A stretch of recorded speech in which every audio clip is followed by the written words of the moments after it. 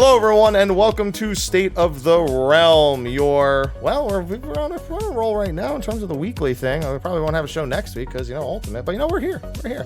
And we're talking about PvP. I know we spent half a show talking about it yesterday, but today we're going to be bringing on an expert, someone who's been in the 14 PvP scene for, more than a week and a half, like the rest of us have at this point. So I'm one of your hosts, Mr. Happy. Of course, joining me is Sly, who's been having a heck of a time as well. How are you doing, Sly? I'm doing okay. How are you? I'm doing great. How's the climb? What climb? When you go up a rank. Yeah, what climb? What do you mean? Is it more like a plateau? Yeah. I was about to say plateau. I am just fucking chilling right now. Plateau to descent, one of the two. All right, and like I said, we need to bring on an actual PvP professional. So for our guest today, we have Brian Ricardo.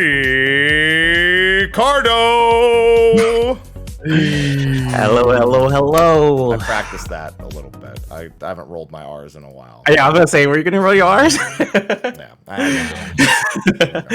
How you doing? Thank you for having me. I didn't introduce you to the show. Thank you. It's not your show. We just started. Hey, no, come here. No, you want to be on the show? Here, now you're on the show. Okay? There. You can fill my slot. This is it. This is what you asked for. Okay? How you doing? I'm good. Been having fun with this mode, and I'm so excited to see everyone play. It's a far cry from the way people seem to have treated it in the past. I can imagine. Yeah. I've been playing PvP, supporting PvP, and creating content for it for 5 years now.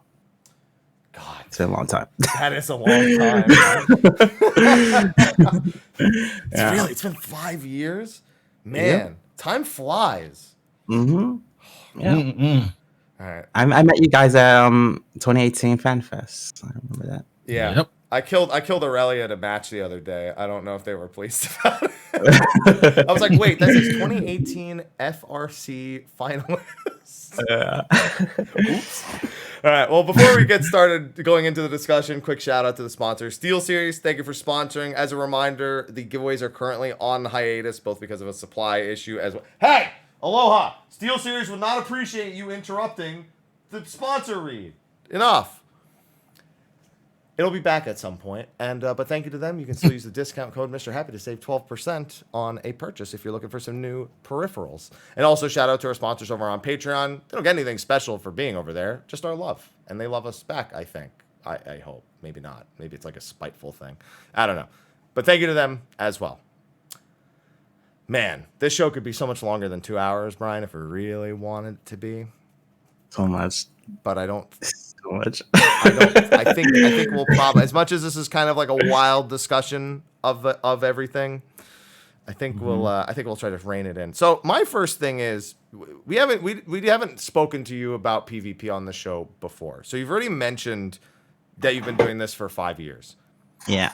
So I want to start there. 5 years ago, what got you into 14 PvP in the first place? What led you to that path? Well, I'm just like a competitive person. I love competitive games. I think you can see my fight stick right here. I play fighting games, shooter games. And when I came to this game originally, I did raid. I was like a pug raider, nothing too big. That was like 2017-ish. But I started PvPing with friends, and that was like the most fun thing for me. So that's how I started. It was like front lines, and then Feast came out, and I started playing Feast. Yeah, that's how I started. And as someone who's competitive, that the Feast scratched the itch? Yeah, for this game, yeah. It was they take skill to it, so I had fun climbing, so it was worth it to me, and I wanted to see the Feast community grow, but it was kind of hard because it just had bad stigmas around it. What were some of those stigmas? If you don't mind elaborating. Okay. Well, I don't know when it started really, but when I started becoming part of the community, people would say Feast was full of win traders. Feast was toxic completely. That was the main two things I would say. But when it came to toxic, it was pretty kind of true. People were able to type in chat. But eventually Square Enix removed that, and like we have it like now with Crystal Conflict where you can only use quick chat, and I think that helped the toxic issue a bit. Of course, there's people in Discords and stuff like that might like go crazy, but in game, I think it was pretty much like not too bad. Like you can play without like feeling horrible.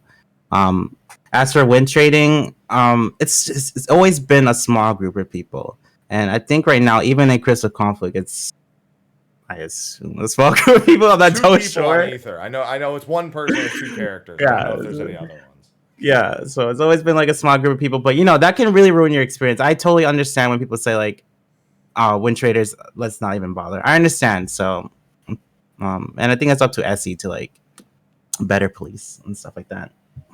The question is, will they?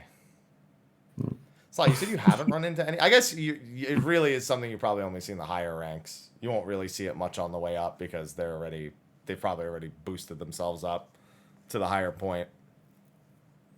But you haven't run into anything? No. No. I do wonder. We'll talk about the difference in the data centers probably a bit later because I think that's probably a pretty interesting topic. Definitely. Oh boy, yeah, it is. I like how you said the toxicity's gone and chat spam. Nice job and good match. The match. It depends on your tolerance level. Like that could be really discouraging to people.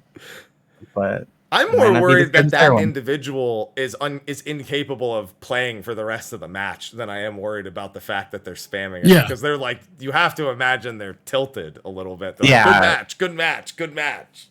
Yeah, it just ruins morale overall. Like the team starts playing a little off, or they might even give up. So it's never a good thing to do that. Yeah, a reportable offense. You hear that? Yeah, and reportable. Yes, absolutely. Oh man.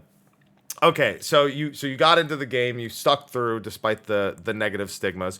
So when they announced they were revamping, I guess technically I have to ask you this question could apply to twice because they revamped it. This is technically I guess the second time. I'd say the Feast's introduction was probably the first time.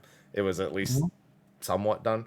But for this one, before Crystalline Conflict came out, how are you kind of perceiving what they were saying and your anticipation for the new mode? Were you worried? Were you hopeful? Oh, I was excited because I should say like my goal is just for PvP to be fun for everyone, and SE was pretty much saying like it's gonna be casual, it's gonna be for everyone. There can be so many incentives, so I was happy personally.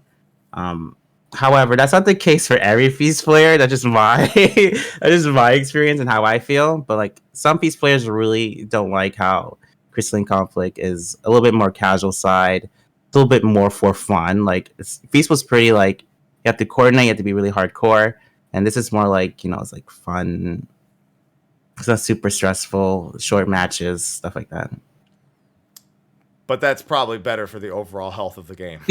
Yes, absolutely. I don't understand when they say that because like PvP now has potential to grow even further because so many eyes are on it, so many people love it, so many people will like push for it to be better now compared to when it was just Feast, which is a niche, just like only a couple of us.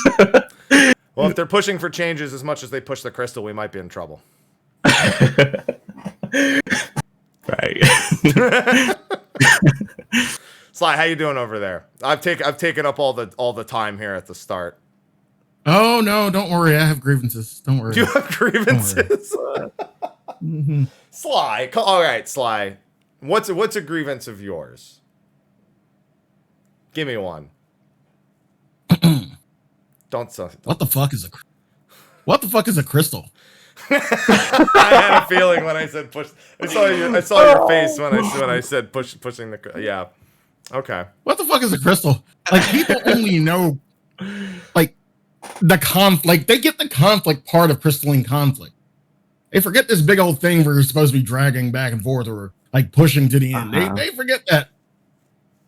The fuck is a crystal? Yeah, I knew that would happen. As someone who played Overwatch for years, like when they said how the mode would be played, I was like, okay, GG, that's gonna happen. No pushing the payload, no pushing the crystal. Take that shit to Cartno.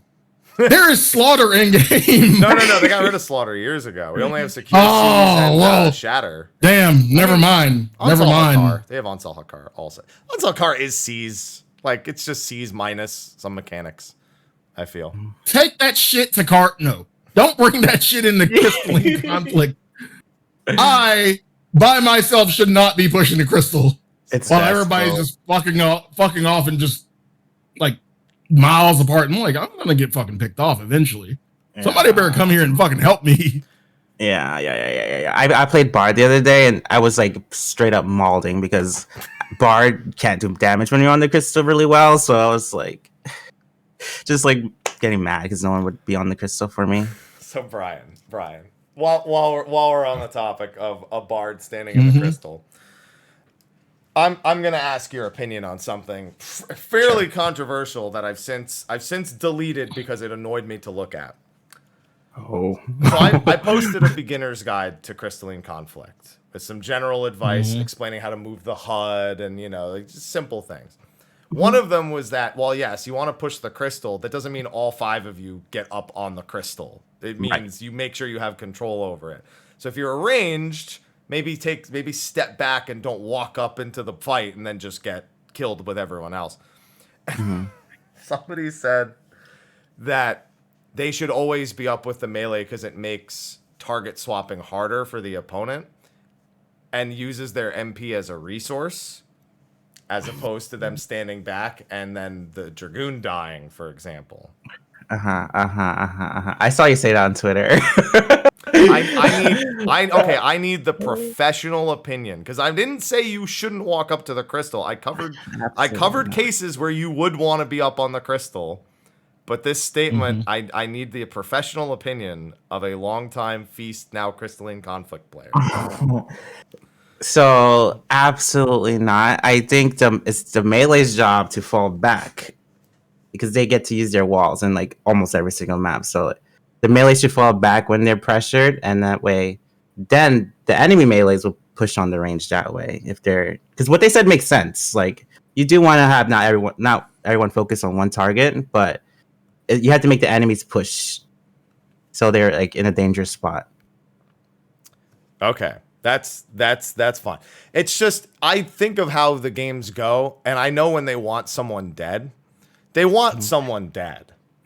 And it's about killing them first while they extend, and then you come back and you win, as opposed to 5 people walking up and being like, they'll never figure out they'll never figure it out. It's horrible. Time targeting in this game is terrible. There's no way they'll ever find me. There's so much AoE. Like, Warrior is the biggest, most played job, and that's like just a big AoE stun, and that's really bad when like 5 people get hit by that.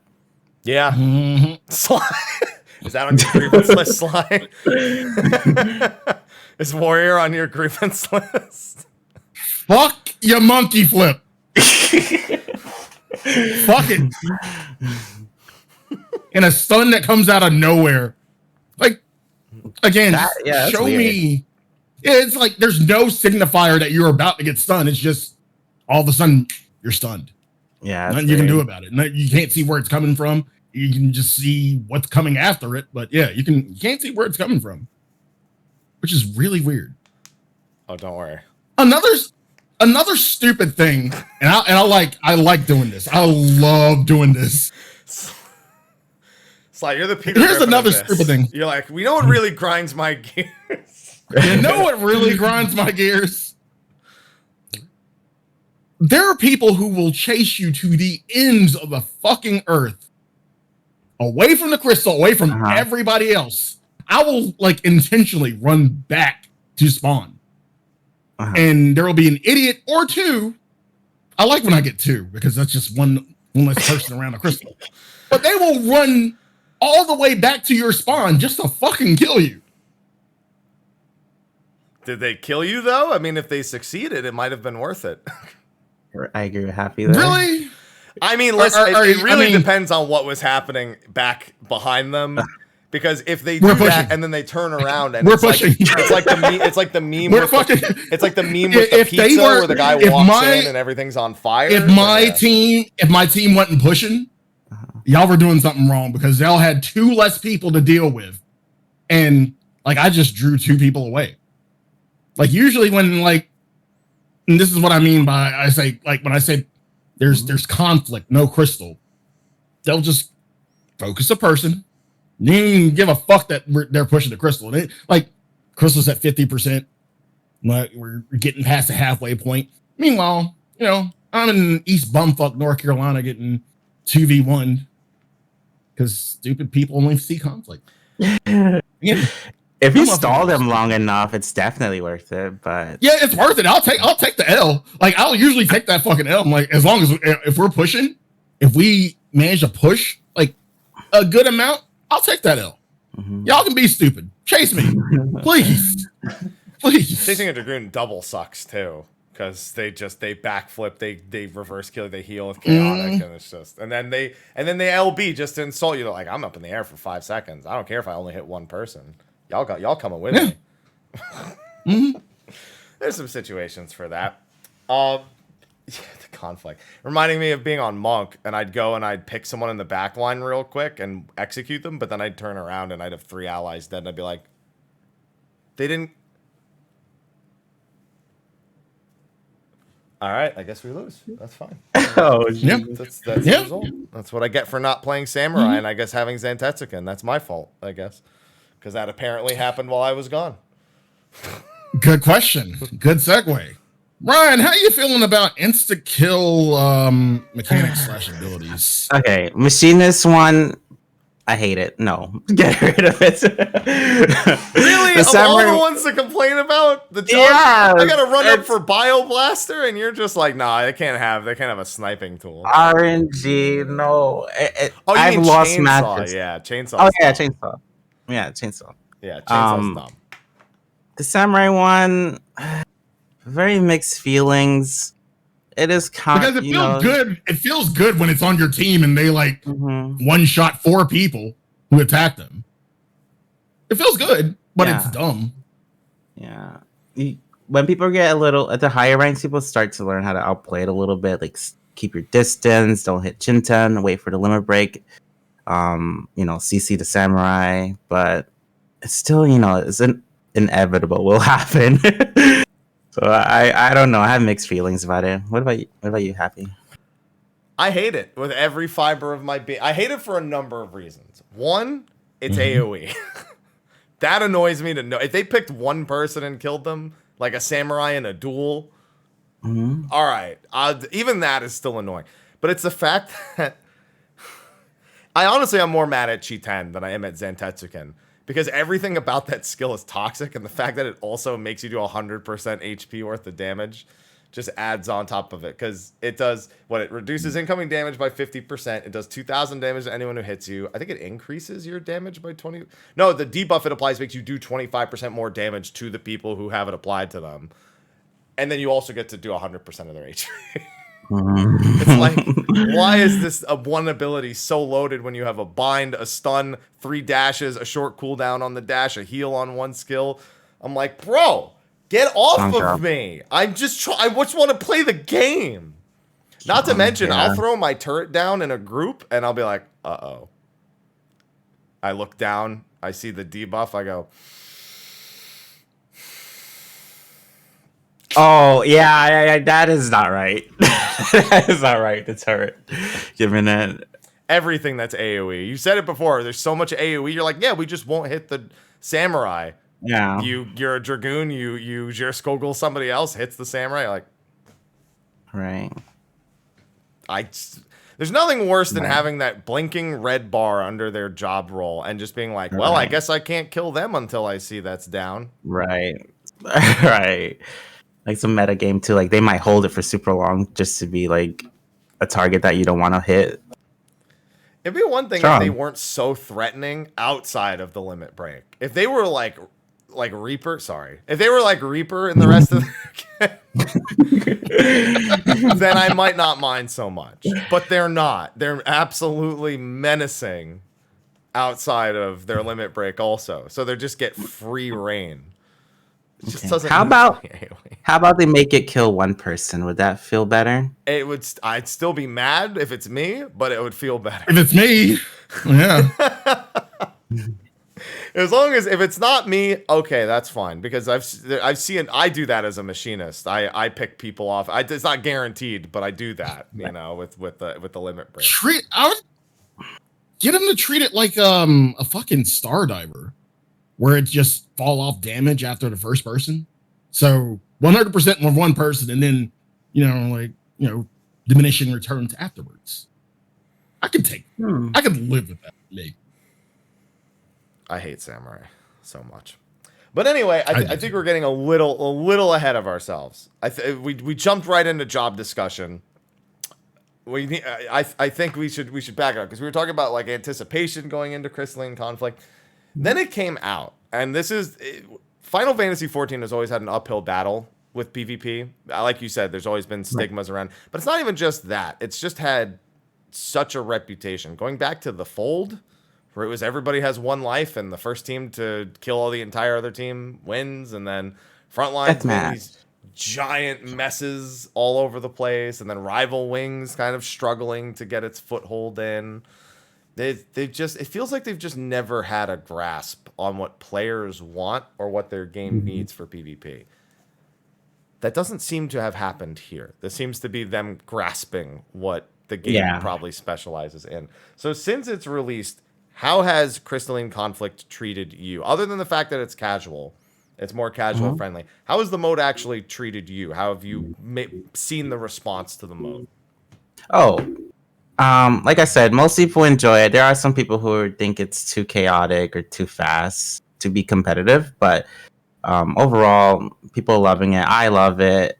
I'm not gonna take it super seriously. I'm not sure if I'm gonna like climb to like top 10 or anything like that because of the way the system is.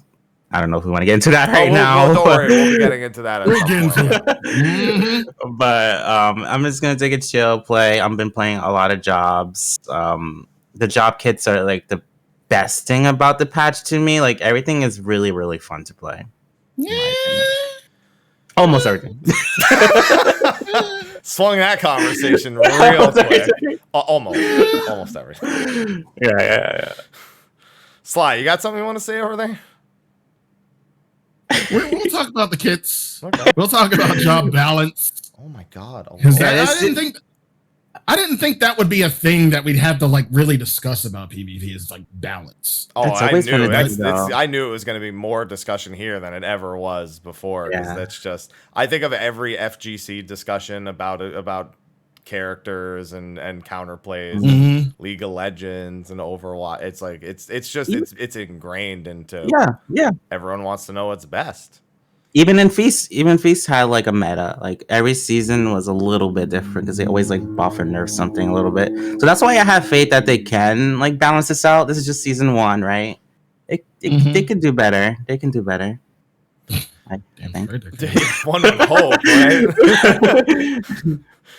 The next PvP balance patch are just like White Mage LB extended by 30 seconds, and that's it. Nothing else. Wouldn't even be surprised at this point. Oh my god, Aloha, Menace. Cat is just, as soon as I start the podcast, every time, he just doesn't like the way I talk. And when you live with an animal that doesn't like the way you talk, and it makes a podcast extra difficult. So, it's been going okay. There's 2 modes. There's casual and ranked. Yeah. But, complaint number 1 I see out of people is it is solo queue only. Yeah. So, as somebody who's seen the Feast go through its eras of its queue system and the length of queues and everything, do you think this is something they will adjust in the future? Will they allow queuing together? Or do you think that this is the way it is to stay? So, they kept the little PvP team feature. I don't know if you've seen that, like the one that was for Feast.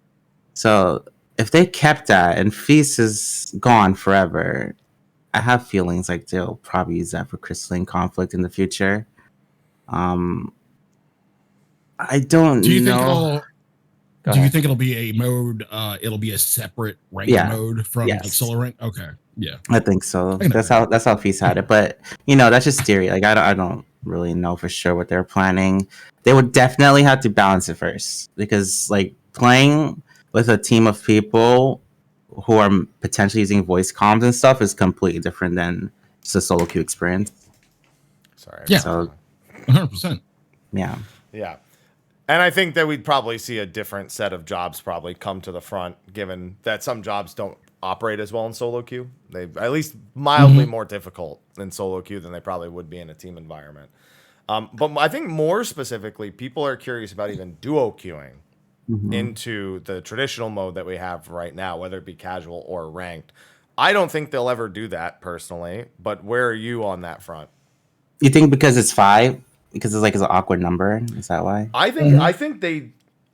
So I think back to the feast, and I think back to the reasons it had some queuing issues. I look at roles number 1. I think that was the biggest hurdle with the feast originally, and then I think that they saw people coordinating early on in feast. I mean, even with front lines, they've tried to diminish it. Maxing out at 4 people, and there's you can have 24 people on your team, so. That pretty clearly states how much impact they want one group of people to have in actual PvP. So I don't think they're gonna ever add duo queue. I think no one's ever gonna be able to be like, oh, let's go do crystalline conflict with their friend and not have to do something like queue timing or custom matches or something. I would like them to add a queue for just like call it party queue or something where people can just chill with friends, I guess. I don't know. That'd be kind of nice. No rank. Yeah, just no rank. Yeah, no rank attached to it. Yeah, that'd be nice. Because when you really think about it right now, let's say we did have the ability to party queue into rank right now. You would have that would be a monopoly. That would be a fucking monopoly. You could really just climb the ranks with your little Wu-Tang clan. You would just really climb the crystal in no time. Yeah, that'd be a fucking monopoly. But if it was something like casual, I would accept that. If there was a ranked party queue, I could accept that too. Yeah, I mean that might come back. I'm wondering. I feel like a lot of this depends on how popular this mode is in 8 weeks. Because if they see that in 8 weeks it's hard for anyone to get a queue, they're going to suddenly think, okay, splitting the people who are queuing because they have different ideas, like of what they want to do, probably that idea diminishes. I think the true test is the next week and a half to 2 weeks. After Ultimate comes out? During Ultimate. Yeah, during Ultimate's going to be a time. I'm actually not that concerned about during Ultimate. I actually think it's just the time frame of like how long it's been out and not specifically like, the people who, because I feel like most of the people who would be in Ultimate, probably if they wanted to PvP, they climbed to Crystal or they tried to before it came out. So there might even already be done with it. It having less eyes, but I think at this point it's had enough eyes. So I think it's really just like the 4-week mark is like the test. That's how I feel at least. Yeah. And chat's talking about if they did party queues, then there would be selling. Let me tell you, in the feast, without party queues, people were still doing that. So, like boosting? Yeah, boosting. Yeah. Yeah. So it doesn't matter if it's party queues or not. It's listen, people find a way. People are people, man. We can't always take everything away because people are people, but Square Enix likes to do that. So, the reality of it is a lot of things probably won't happen just because of what could be done with it. What could be. Maybe if your GMs responded earlier than a week and a half, maybe it could fucking fix it. Yeah, but that happens in PvE as well. People buy ultimate clears. It's part of the game. People do sadly. Very sadly. Somebody said the other day, I was like, I made like a big play. Someone's like, that's how legends are born. And I said, I thought you had to pay like $800 for that. That's how the community seems to think that legends are born in Final Fantasy 14. That's what I've been led to believe, at least at this point. Okay. So, all right. So we've had a week and a half with the mode. We'll worry about the future of it after Ultimate. We also have even a whole second season to look forward to within the patch 6.1 to 6.2 cycle. And this is something else that I particularly want to get into. The reward structures for all of PvP. Before we start talking about individual jobs, comps, climbing the ladder, all that stuff. And Sly can air all of his grievances. Sorry, I hit my mic. Sly, just hold it in. All right, just you'll be. The reward structure. I think this was another big pain point prior to this coming out. I think a lot of people saw the feast and how loaded just the top 100 was, and how they didn't really seem to pay attention to rewards for just people hopping in. We'll start with just regular rewards, things like the stuff you could buy with the trophy crystals, wolf marks. Has that improved really all that much? Because other than the Garo event coming back, I don't know that it has. It just kind of seems like the framework for what it will be in the future. I don't know if you feel the same way. Well, I'm not. I haven't been asking people that, honestly, but personally, I'm a bit of a collector, so I've been buying like all the framer kits and stuff like that, and all the new little stuff they have on there. But I'm not sure actually, like how other people feel. I think the big one's the wolf collars. That was a big surprise because that used to be used to get what 3 if you were bronze, like 4 if you were silver or something at the end of the season, and then it's 10 to buy a weapon. But now they're just trophy crystals. They're tied to just playing PvP in general. So is that a surprise? Was that a surprise at all that they reworked the system for wolf collars? I'm not, because they said beforehand that wolf collars would still be available in this patch. So like we kind of knew like wolf collars would be a way obtainable in some way. Just a very accessible way compared to before. Yeah. So you were going to say something there, I feel like? No, I was saying that I wish there was more added to wolf marks, because it's like with us doing a lot of it, it's so easy to cap, and it's like, well, people are saying, Sly, spend your wolf marks on fucking what? Like, I've got like materia. You can buy one materia for like it's so expensive. 15. It's always, I mean, I'm okay with that, but add more to it. Shit. Throw in the crafter fucking materia if you want to. Shit. Yeah, I'll PvP all day for fucking crafter materia. Please, just give us more shit with wolf marks, man. I'm in agreement. I feel like so many people are capped. Yeah, wolf marks. I think again the Garo stuff is really the only thing that was kind of brought back, and that's just because a lot of people didn't have it, not so much as it's a permanent solution to the problem. 15. And people are like, well, buy the Garo shit. Like, I did the Garo shit when it first came out. I'm good. Yeah, we had a really long time for the Garo stuff the first time, so it's unlikely that we need it. Hey, listen, Sly, the good news is you don't have to buy PvP material with it like there was back in A Realm Reborn. Oh my god. Do you want stun resist +1? Honestly, I kind of want it back after playing Crystalline Conflict. Yeah, kind of. Like when you bring it up. Funny thing, now that you mention it, I would like stun resistance +1 on a materia. Sure. Yes, I would. Fuck. Fuck, dude. I never thought I'd have to say that. That's super old school. I need polymorph resist. I need polymorph duration on me reduction by 5%. There we go. So I can lose like 0.1 second off of the 2 seconds I hate my life. Hey, that saves lives. You never know. Then we move into, so we're talking about trophy crystals a little bit. The series idea as a whole, it's a battle pass style system. You know, right now you just earn a few things at 5, 10, 15, 20, and 25 with an armor set at the end. This one I personally felt was pretty basic. I think they started off pumping the brakes on expectations of how deep they'd go with rewards for this. Did you feel like the series looked like it was a worthwhile enough feature, a worthwhile enough thing for like a casual player to go through? Yeah, I think so, but I think they should have made it a bit of a more of a grind, because you can really just get it done in like a few days. So, just make it more grindy. You ain't lying. Well, there's that fine line to play, because they want someone who only plays 3-4 hours a night to feel like they can do a few Crystalline Conflict matches, and for them, you know, I guess it's about balancing how much you want the players who do it 12 hours a day when it comes out versus the people who maybe get 2-3 matches in. Well, it's gonna be around for a long time, isn't it? Like, I don't know when it's going away. This like 4 months. Battle Pass. Yeah, it's gonna be around for like 4 months. Yeah. Yeah, and people did it like 2 to 3 days. Come on, 2 to 3 days.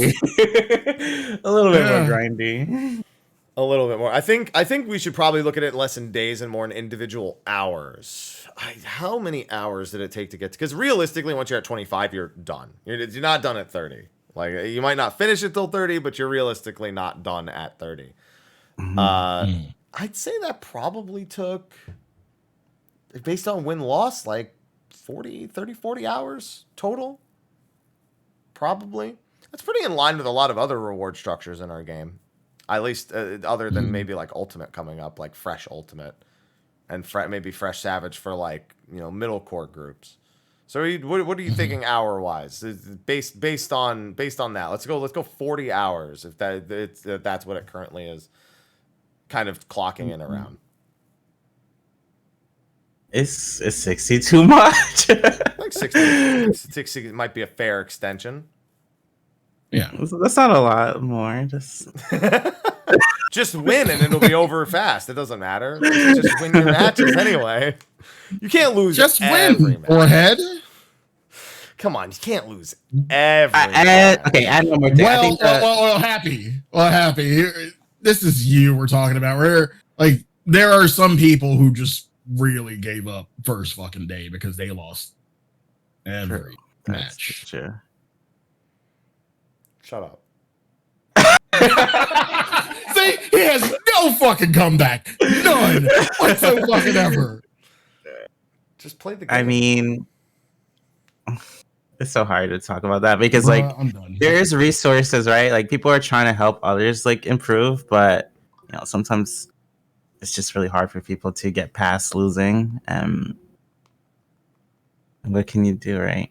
Yeah, sorry. Mel's asking me to come save her from Aloha. So I'm going to need to head up there and bring her food in a second. Oh my god, Aloha. I was gonna say, so you know how the good reward on the battle pass is like 25, right? It should be at the end. Mm-hmm. It should just be at the end. At the end would extend the hours a little bit too. Yeah. Then I think so I'm gonna start the conversation, and when I come back, I'll put my piece in. But the last bit of rewards, I guess, to really talk about would be seasonal rewards. Probably the biggest change from what there were before. Before there was like a trophy for first place, and you got more wolf collars if you were higher ranked, so you kind of had some motivation. And then there was like mounts and stuff for like the top 100.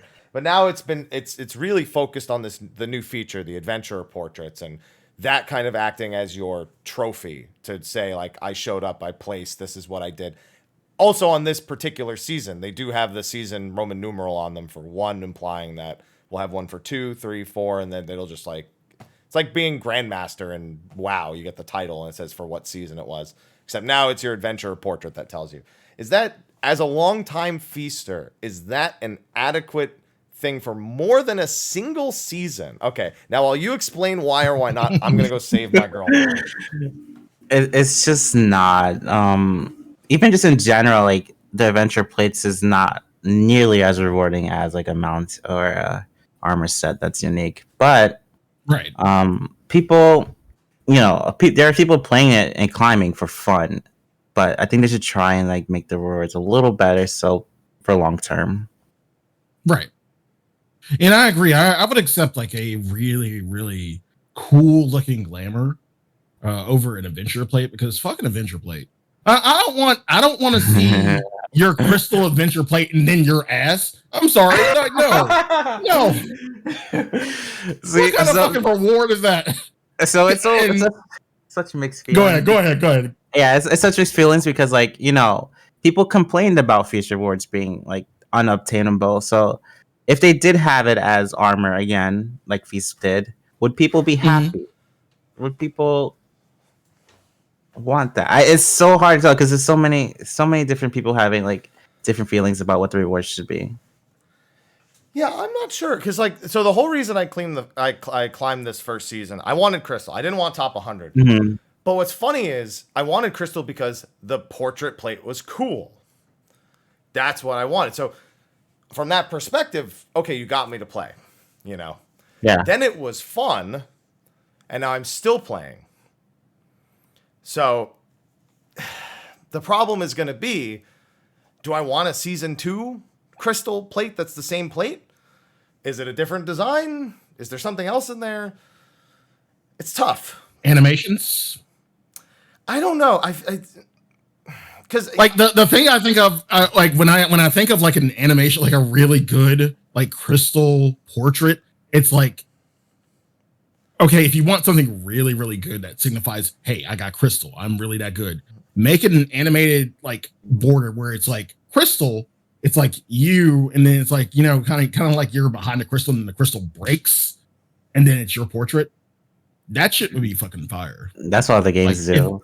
Yeah, that's good. That shit would be fucking fire. Like Apex Legends, the best banners they have are the animated ones, and Overwatch, the best top 100 reward is like the animated spray. So you're right. I just, again, you brought up how the concern is over rewards being locked behind the top 100. I grew up with that being such a normal thing, though.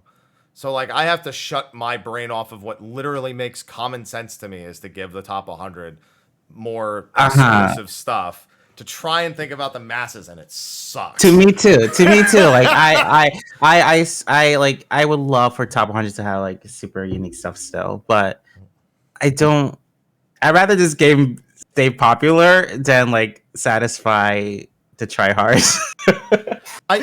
Personally, I think a lot of it comes down to people who don't go for top 100 or don't even like have the inkling for it. They have no desire to do it in the first place.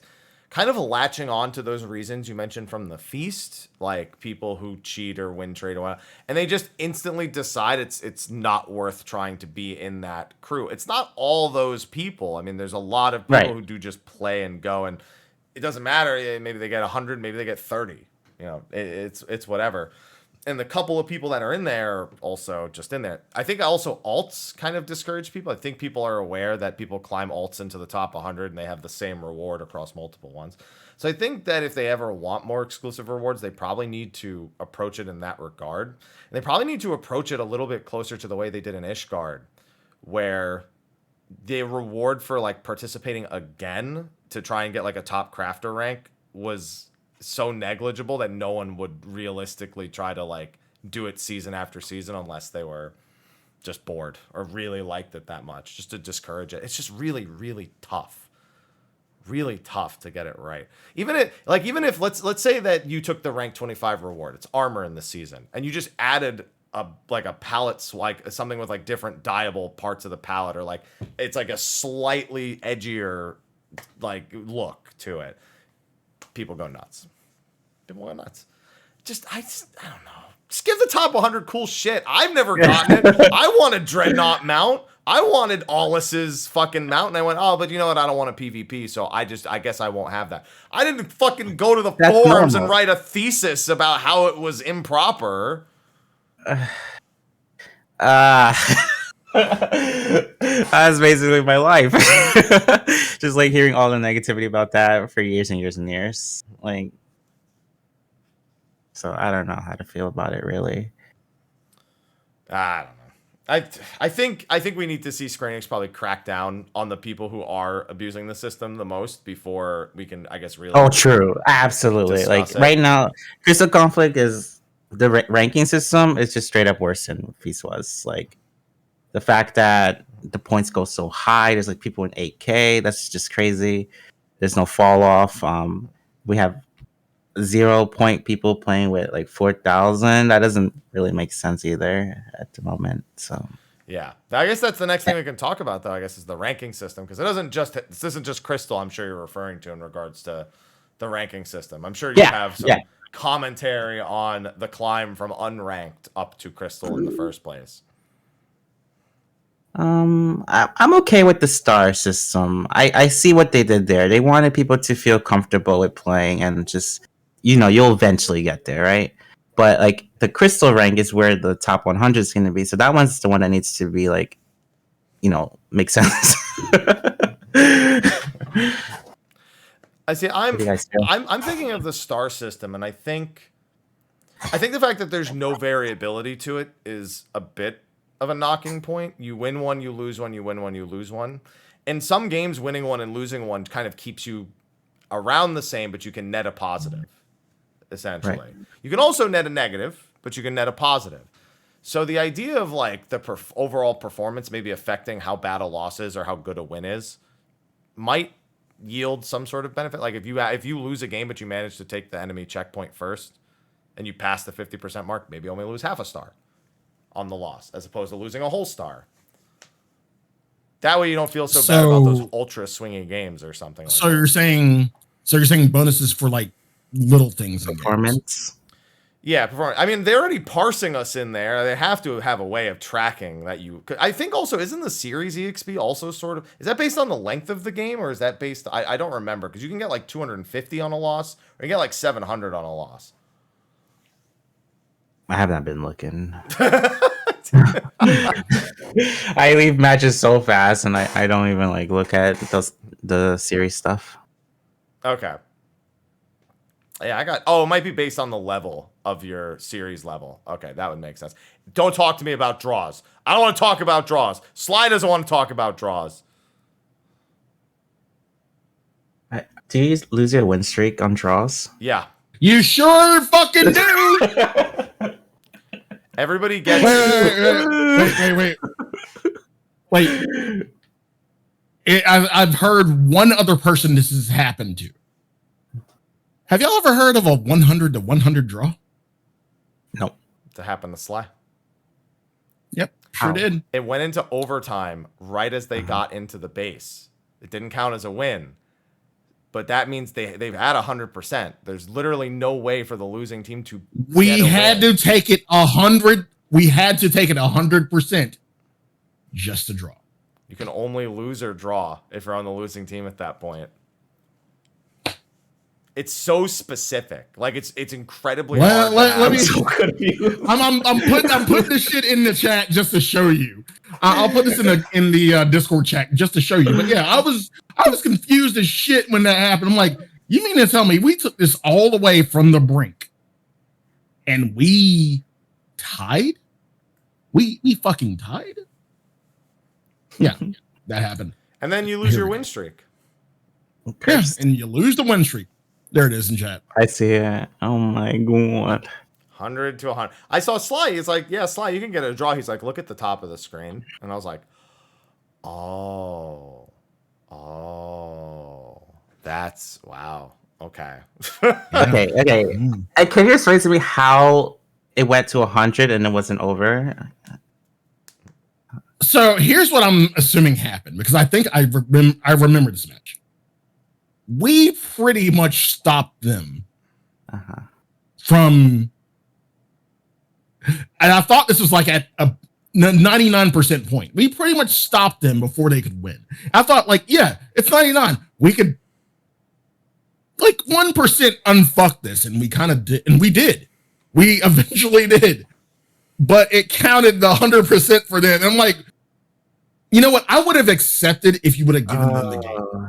I would have accepted a loss at that point. Why didn't you give them the game? I see. That's cursed. That has to be super duper rare, though. Right. It takes a pixel perfect overtime into the moment you hit 100%. Because you can basically hit 100% and then it just doesn't count. It's like a pixel off of actually doing it in time. And it's just, I see, Sly, that's definitely worse than mine, but I also feel like mine was under worse circumstances. My only draw that I've had, my plat promotion to diamond, we wiped the whole team and draw. I was on the point too. I don't know how we drawed. We just didn't care that I was on the point. We were both at 50%. And both of our checkpoints were captured, and then they were dead, and we just drawed. It was bullshit. And then I lost. And you know what happened my next match? Because obviously I lost the win streak, but I was still one game away from winning to get to diamond. My next game I had, what was it? I think it was like Paladin, Warrior, Sage, Astro, Scholar as my team. That was not pleasant at all. In case you hadn't figured out, didn't get to diamond on that game. Have you guys ran into having 4 healers or 4 tanks at all? No, I've never run into that. 3 tanks. 3 tanks I've had, tanks. yeah. Yeah. Especially in the lower ranks where it's like people just kind of, they're just playing their main, in PvP. Yeah, I'll say going against that shit is fucking annoying. Bro, we'll talk about job balance in a bit. Let me put it this way. Any tank that is paired with a warrior is an infinitely more annoying tank on the virtue of them not being the only tank. And yeah, you put 2 tanks with a warrior. Or 3 and 3 tanks with a warrior. You're like, and I guess we just don't win the game here. Yeah. It's gonna be a little tough. I'm Need sorry. samurai. Yeah, and then the last one's samurai or red mage. No, the last one's white mage. There you go. The coup de grace on Unkillable. on the bullshit scale. Yeah. Unkillable. Pain. It's so painful.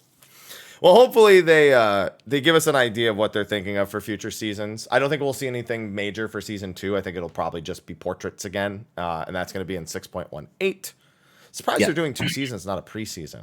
That was kind of surprising to me. Yeah, I was not expecting a season right away because like when Feast came out, there was a preseason for season 1, but here and then they went straight into ranked, and then Feast got a season for nothing. Going out. Yeah, for nothing. It would show their game was only programmed to function with seasons or preseasons existing.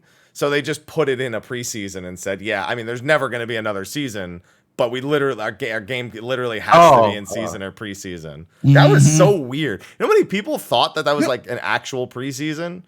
And they're like, when does the season start for Feast? And I was like, there isn't another season. Never. I was almost thinking they would call this first season 21 for Crystal Conflict, just to like keep the numbers, just because they called it preseason. I'm surprised that you thought they'd do that, especially because how quickly they abandon things in PvP that don't work or haven't been working. It's so weird. Why would they call it preseason 20? Like, I don't know. Yeah. It's because they literally just pressed a button in their system that like pushes it forward 1. It's like probably so automated that they're just like, yeah, it's preseason 20, whatever. It doesn't matter. Just they won't notice we took away the 2 when season 1 of Crystalline Conflict begins. God, 20 seasons of Feast. It doesn't feel like there were that many. Feast's been around for a while, but 20 seasons. Not that seasons are that long, but that's including preseasons. Oh my God. I was amazed this just wasn't a preseason. I had somebody ask me. So, funnily enough, I think the Crystalline Conflict NPC mentions that it's preseason, but it's not because we know it's season 1. They've told us, and it says, and it's everywhere. Welcome to season 1. But the NPC in game, I think, still says we're in preseason because they never changed it from the Feast.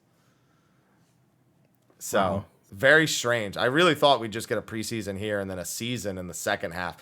Especially because I'd imagine they want, after like Ultimate comes out and the new stories come out, they want like, oh, okay, here's the surge of new content for PvP. Here's season 1, in the second half of the patch to get people logging in and subscribing and shit.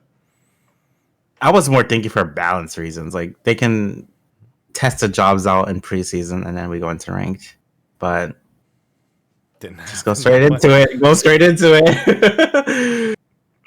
I guess that's how the rest of the game works, right? They're like, yeah, we're just trying it out, but also it's fully released, so it's fine. We'll fix it later. That's just how they operate. Because we don't have a test realm. We are the test. We're always the test realm. The live servers are the test realms. And then they're just like, yeah, I mean, you just play it and then we'll fix it later. What's the difference? I don't understand. It's just here you go. Oh man.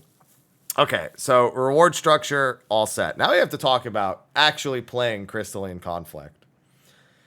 I'm going to start with the maps.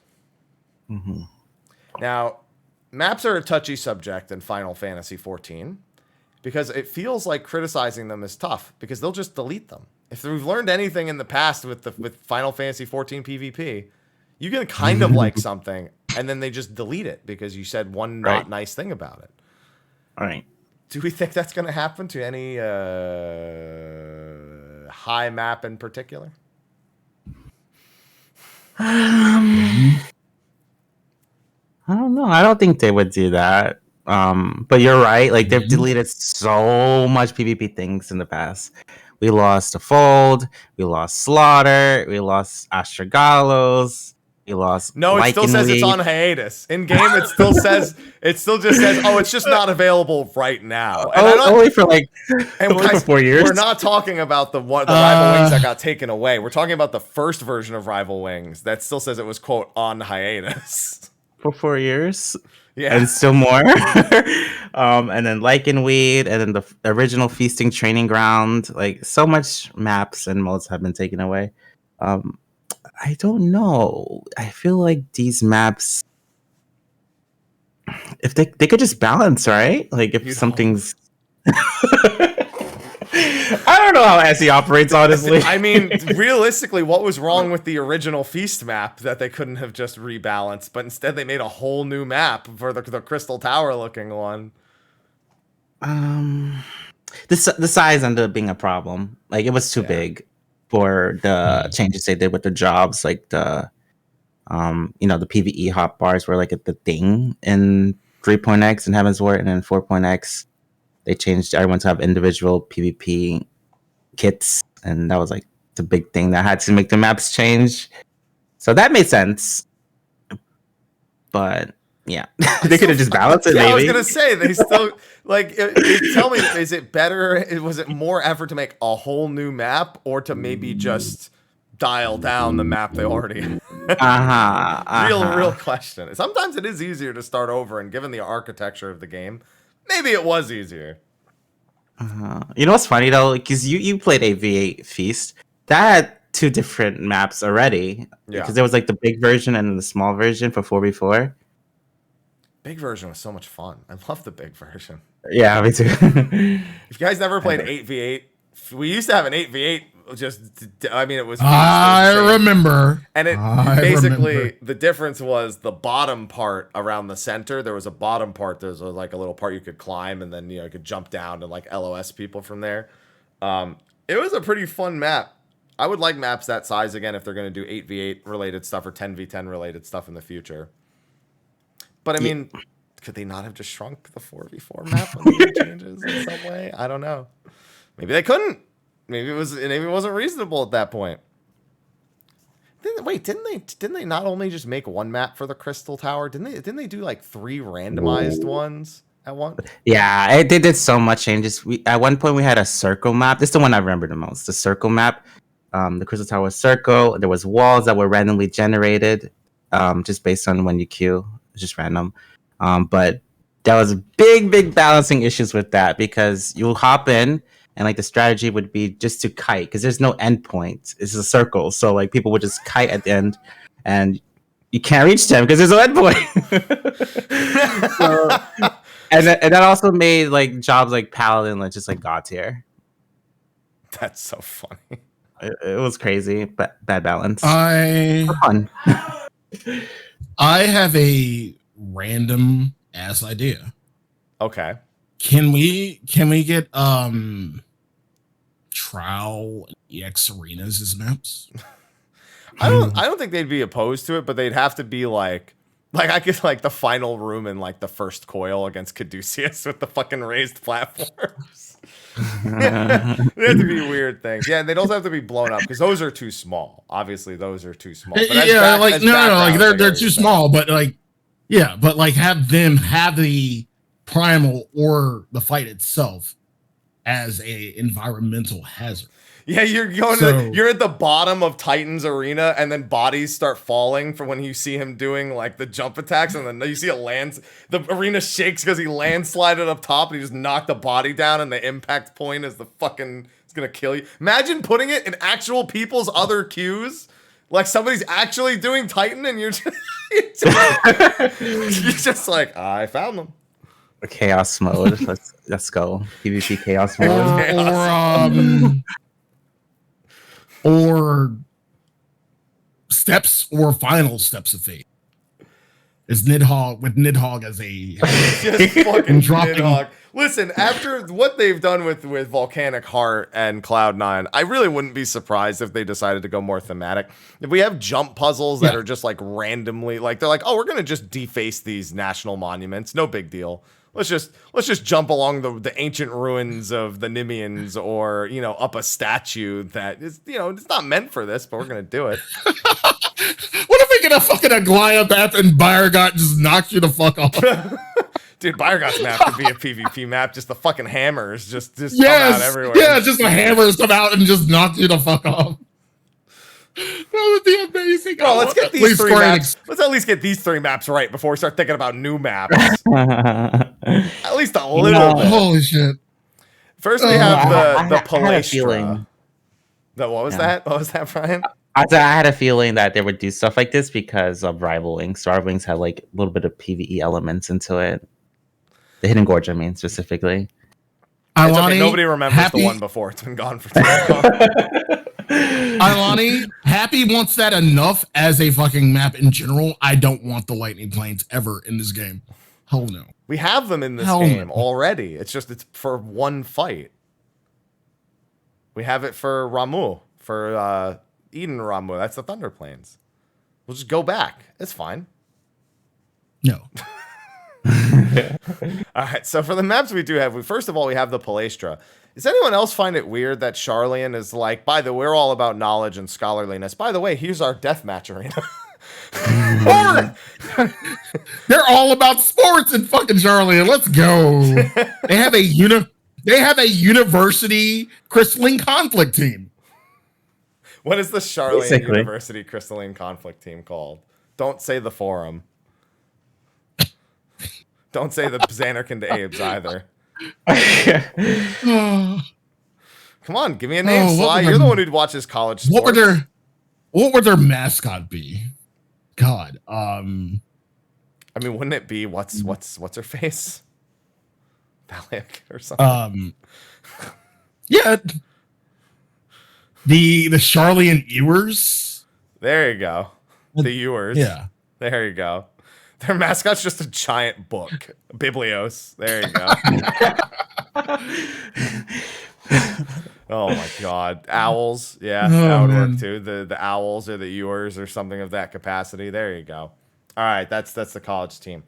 This is their kind of standard default map. It's just got 2 sprint lanes and otherwise, a few walls. You can kind of creep around them. They're not even full line of sight. Some of them, the ones going up the stairs, you can kind of shoot around. This map is I think this map I'm never really excited to have, but I'm also never really disappointed because it's probably the most balanced map. It's the most standard experience. Agree. Which there's nothing you would change because I know some people they're really into the active events of the other two, and this one doesn't have any. Me. It's you. Do you want an active event? I want the chaos. Yeah. Do you want Biblios? Do you want books to drop down? Is that what you want? Absolutely.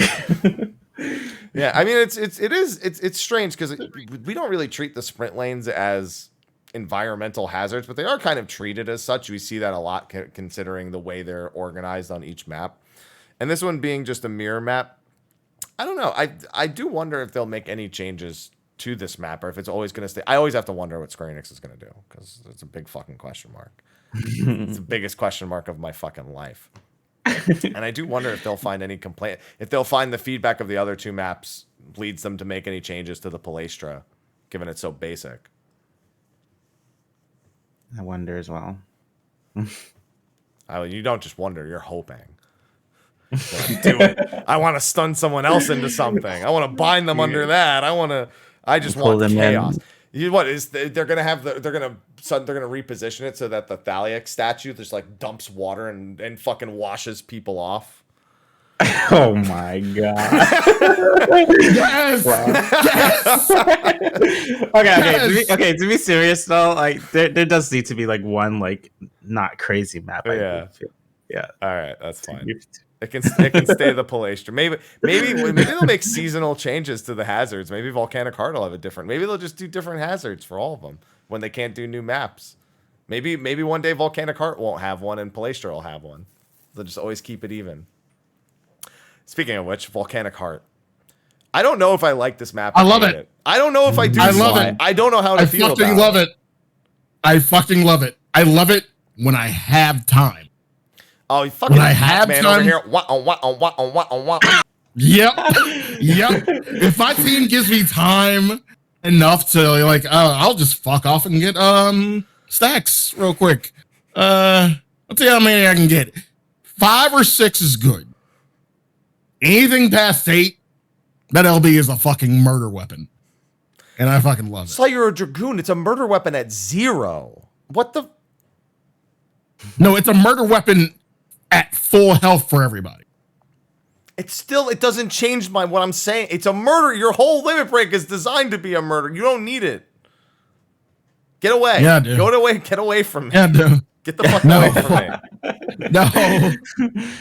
I don't want it. Get the fuck away from me.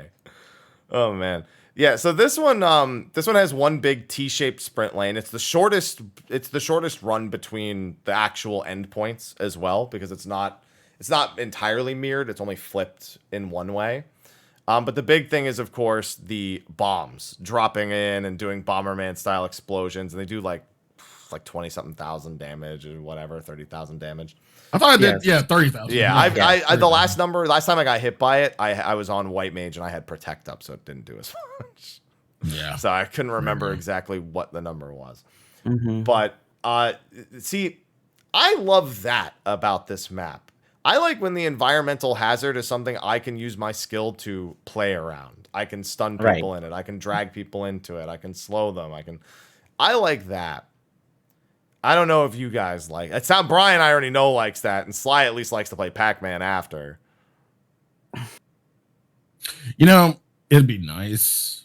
What if would I be had nice? a stun. Are you complaining about Dragoon not having a stun? Did that just leave your mouth? Did that implication just leave your brain hole and come out of your mouth? I mean, my team can stun. My team can stun, and CC. Yeah, they can do that. But I've been hearing some people say they play certain jobs in certain maps. Maybe that's what you. Volcanic Heart is definitely, I think, the map I'm referring to when I say for that. CC. Well, so it's not even the CC. My actual problem with the map has nothing to do with the bombs. It's the fucking pillars everywhere, breaking my line of sight non-fucking stop. See, you don't like my issue with the pillars is the camera changes. That too. Like, whenever I get close to a pillar, like it changes like my camera, and I'm like, don't do this. I can't see. Stop it. Go back out. Yeah, especially for like Dragoon or Elusive or Red Mage and displacement into the wall. Mm-hmm. It's a lot of adjusting. The pillars also have these little humps around the corner, and sometimes I'm trying to like cut the corner real tight, and I just get stuck on this like little hump on like the very edge of it. I'm like, go! He's getting away! It's the pillars. Like, that's why I don't know if I love or hate this map. I love the map. I love the Pac-Man thing, because there is a genuine concern over whether you're literally abandoning your team or actually taking advantage of a map benefit. Because so many people like you kind of have to, here. You have to make that decision based on how well you're doing.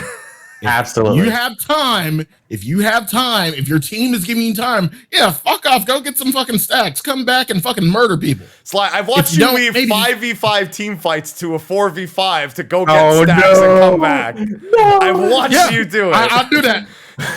Like, we're ahead. People aren't dying. I'm like, yeah, y'all got this shit. I'll be back. Don't die. And we're good. It's a game time decision I will make.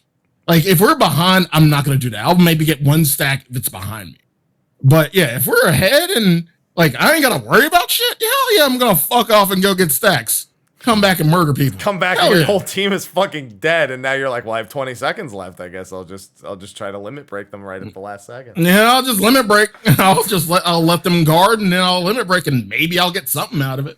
If I got 8 stacks, I'm getting something out of it. That's toxic. If y'all got full health, I'm getting something out of that shit. Yep. You're gonna fucking Skogul Wormwind jump onto their fucking team. Is exactly what's gonna happen. You're not even gonna bother with this Skogul. You're just gonna Wormwind and just fucking launch yourself into the air. I've seen you do that shit before. I've also seen you look back at your team and be like, what happened? What happened? He leaves like, all right, I'll be right back. Again. Where y'all at? Crystalline Conflict, when it's constantly just the guy showing up at the pizza meme. Just like, I have the pizza's your hardcore stacks, and then you just fucking walk in and everything's on fire. Oh no! There's another meme. It's the Ultimate Warrior meme. I don't mean like a just regular warrior. The Ultimate Warrior. If you ever saw wrestling back in the day, basically in overtime, the Ultimate Warrior is that one person who is just running down to the ring like they're about to do shit, and your whole team is dead. Your whole team is dead, but the Ultimate Warrior doesn't give a fuck. So he's just gonna go and solo 5 people. That's like when there's a lot of wrestling moves. I've seen somebody be like when your ninja is on a chain of limit breaks, and it's the clip of WWE where Stone Cold just goes in and he just stunners like 5 people back to back. Yeah. Mm-hmm. Yeah. in like a Royal Rumble. That's one of my favorites. Just puts the ninja job icon over his head. Just Stone Cold stunnering like 5 people. Okay, I have a question to you guys. Do you fear samurai more or ninjas more? Yes. Yes. It's pretty accurate. I think Sly got my answer correct. Because like the thing is, and this is one thing they really need to fix. So Sky High, you cannot, like Sky High says, you cannot be targeted. You can't. But I will Sky High and like maybe, and I've had this happen like maybe a second later, I've gotten assassinated. Yeah, if they decide that you're going to be assassinated and they don't get CC'd, you can die to dots. You can get ticked like as you go. You can die to dots. Dots I understand, but like me being Sky High and then a second later, I can understand like a half a second later, but a second later I can still get assassinated out of the sky. What happened to cannot be fucking targeted? That's where you jump into the air and the ninjas just grabbing onto your legs and they're just like. Yeah, that's like server tick. So I've been not bound, but heavied while in the air with that, and it's like that's not supposed to happen. As you go up and you can't move. Yeah. What's better? Like I've gotten stunned while I went for Sky High, and I'm on the ground. Like Sky High is activated, and so people are confused. Like, did your LB go off? Yeah, dude. It'll be back in a second. It'll be back in a second. Trust me. I'm on the ground. You're gonna get that hit in a second, and I will still kill people. I love the confusion that causes. I will say, like, you know what? Don't even fucking touch Sky High. We're fine. Don't touch that shit. All right. Again, before we get too deep into the job discussions, because I feel like this will, as soon as we start, we won't be able to stop. It's already twice, because it's just, we all know it's what everyone talks about. We do have one last map, and that of Cloud9. I think this might be the one people don't like more often than they do like. I wouldn't say, okay, people are saying delete Cloud9. I wouldn't say delete Cloud9. Delete the black chocobo feathers. Well, delete the whole knock-up mechanic, as far as I'm concerned. Not just the feathers, but the whole turbulence mechanic as just... Remember when I said the bombs were fun to play around because they were skill-based? Turbulence is not something to play around. What? Okay. I don't agree with that, actually. So Happy sees me and is like, and like he had to explain to somebody, he's like, Sly, what are you doing? And he's like, he's running for the chocobo feather. Like I will strategically, he had to explain to somebody, like, why are you, like, I'm just, he's trying to get the chocobo feather. Like, he's trying not to take damage. And I will do that most cases. I will do that. And the thing I hate is that my teammate will try to do the same thing. Like, no, bro, you can't do that. Like, I'm sorry, you're about to take damage. You can't do that. This was mine. There was another one back there that you could have chased after, but this one's mine. So I'm sorry if you take damage. Like, should there be more up there? Like, there should probably be more than one feather. Because the game just picks at random who the fuck. It's like the most centered person. Yeah, it's RNG. Grabs. Yeah, or it's RNG. I don't even fucking know. And sometimes actually, I don't know. And you get server ticked because you got in too late, and the game was like, no, actually, you weren't inside. So this feather, you're gonna go right through it. Yep. It's not even my main gripe. So the black feathers, I think, are at least the black feather is limit break haste, and you don't take 30,000 damage.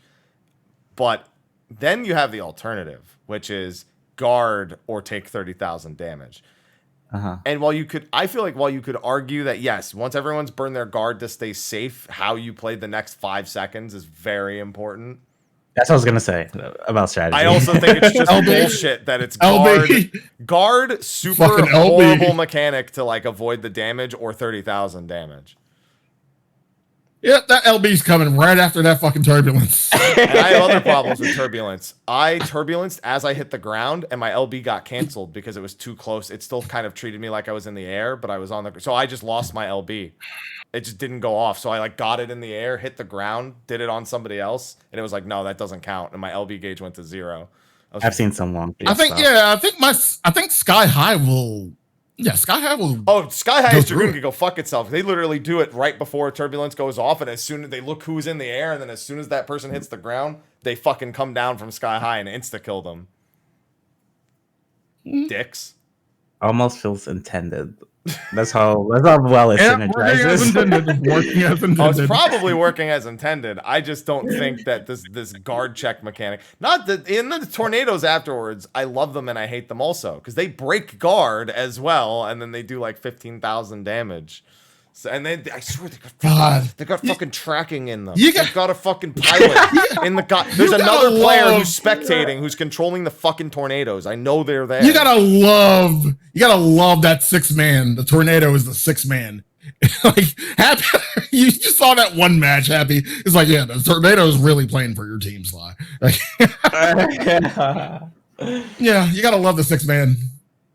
Yeah, I've seen it go on the point, like on the crystal at like horrible times, which is a big feels bad. You know what happened to somebody I was playing against earlier? They were a warrior. They were kind of caught out. They were out of MP, but they were running for a potion. Walked right over the fucking potion.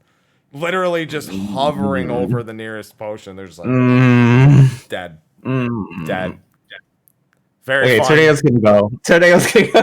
I think the whole thing. I see. The thing is, I would still take the tornadoes over the knockup because it's not even just the fact you have to guard that. You can't guard for like 20 something seconds beforehand either, or you're forcing yourself into playing out the turbulence separately. Good kill time.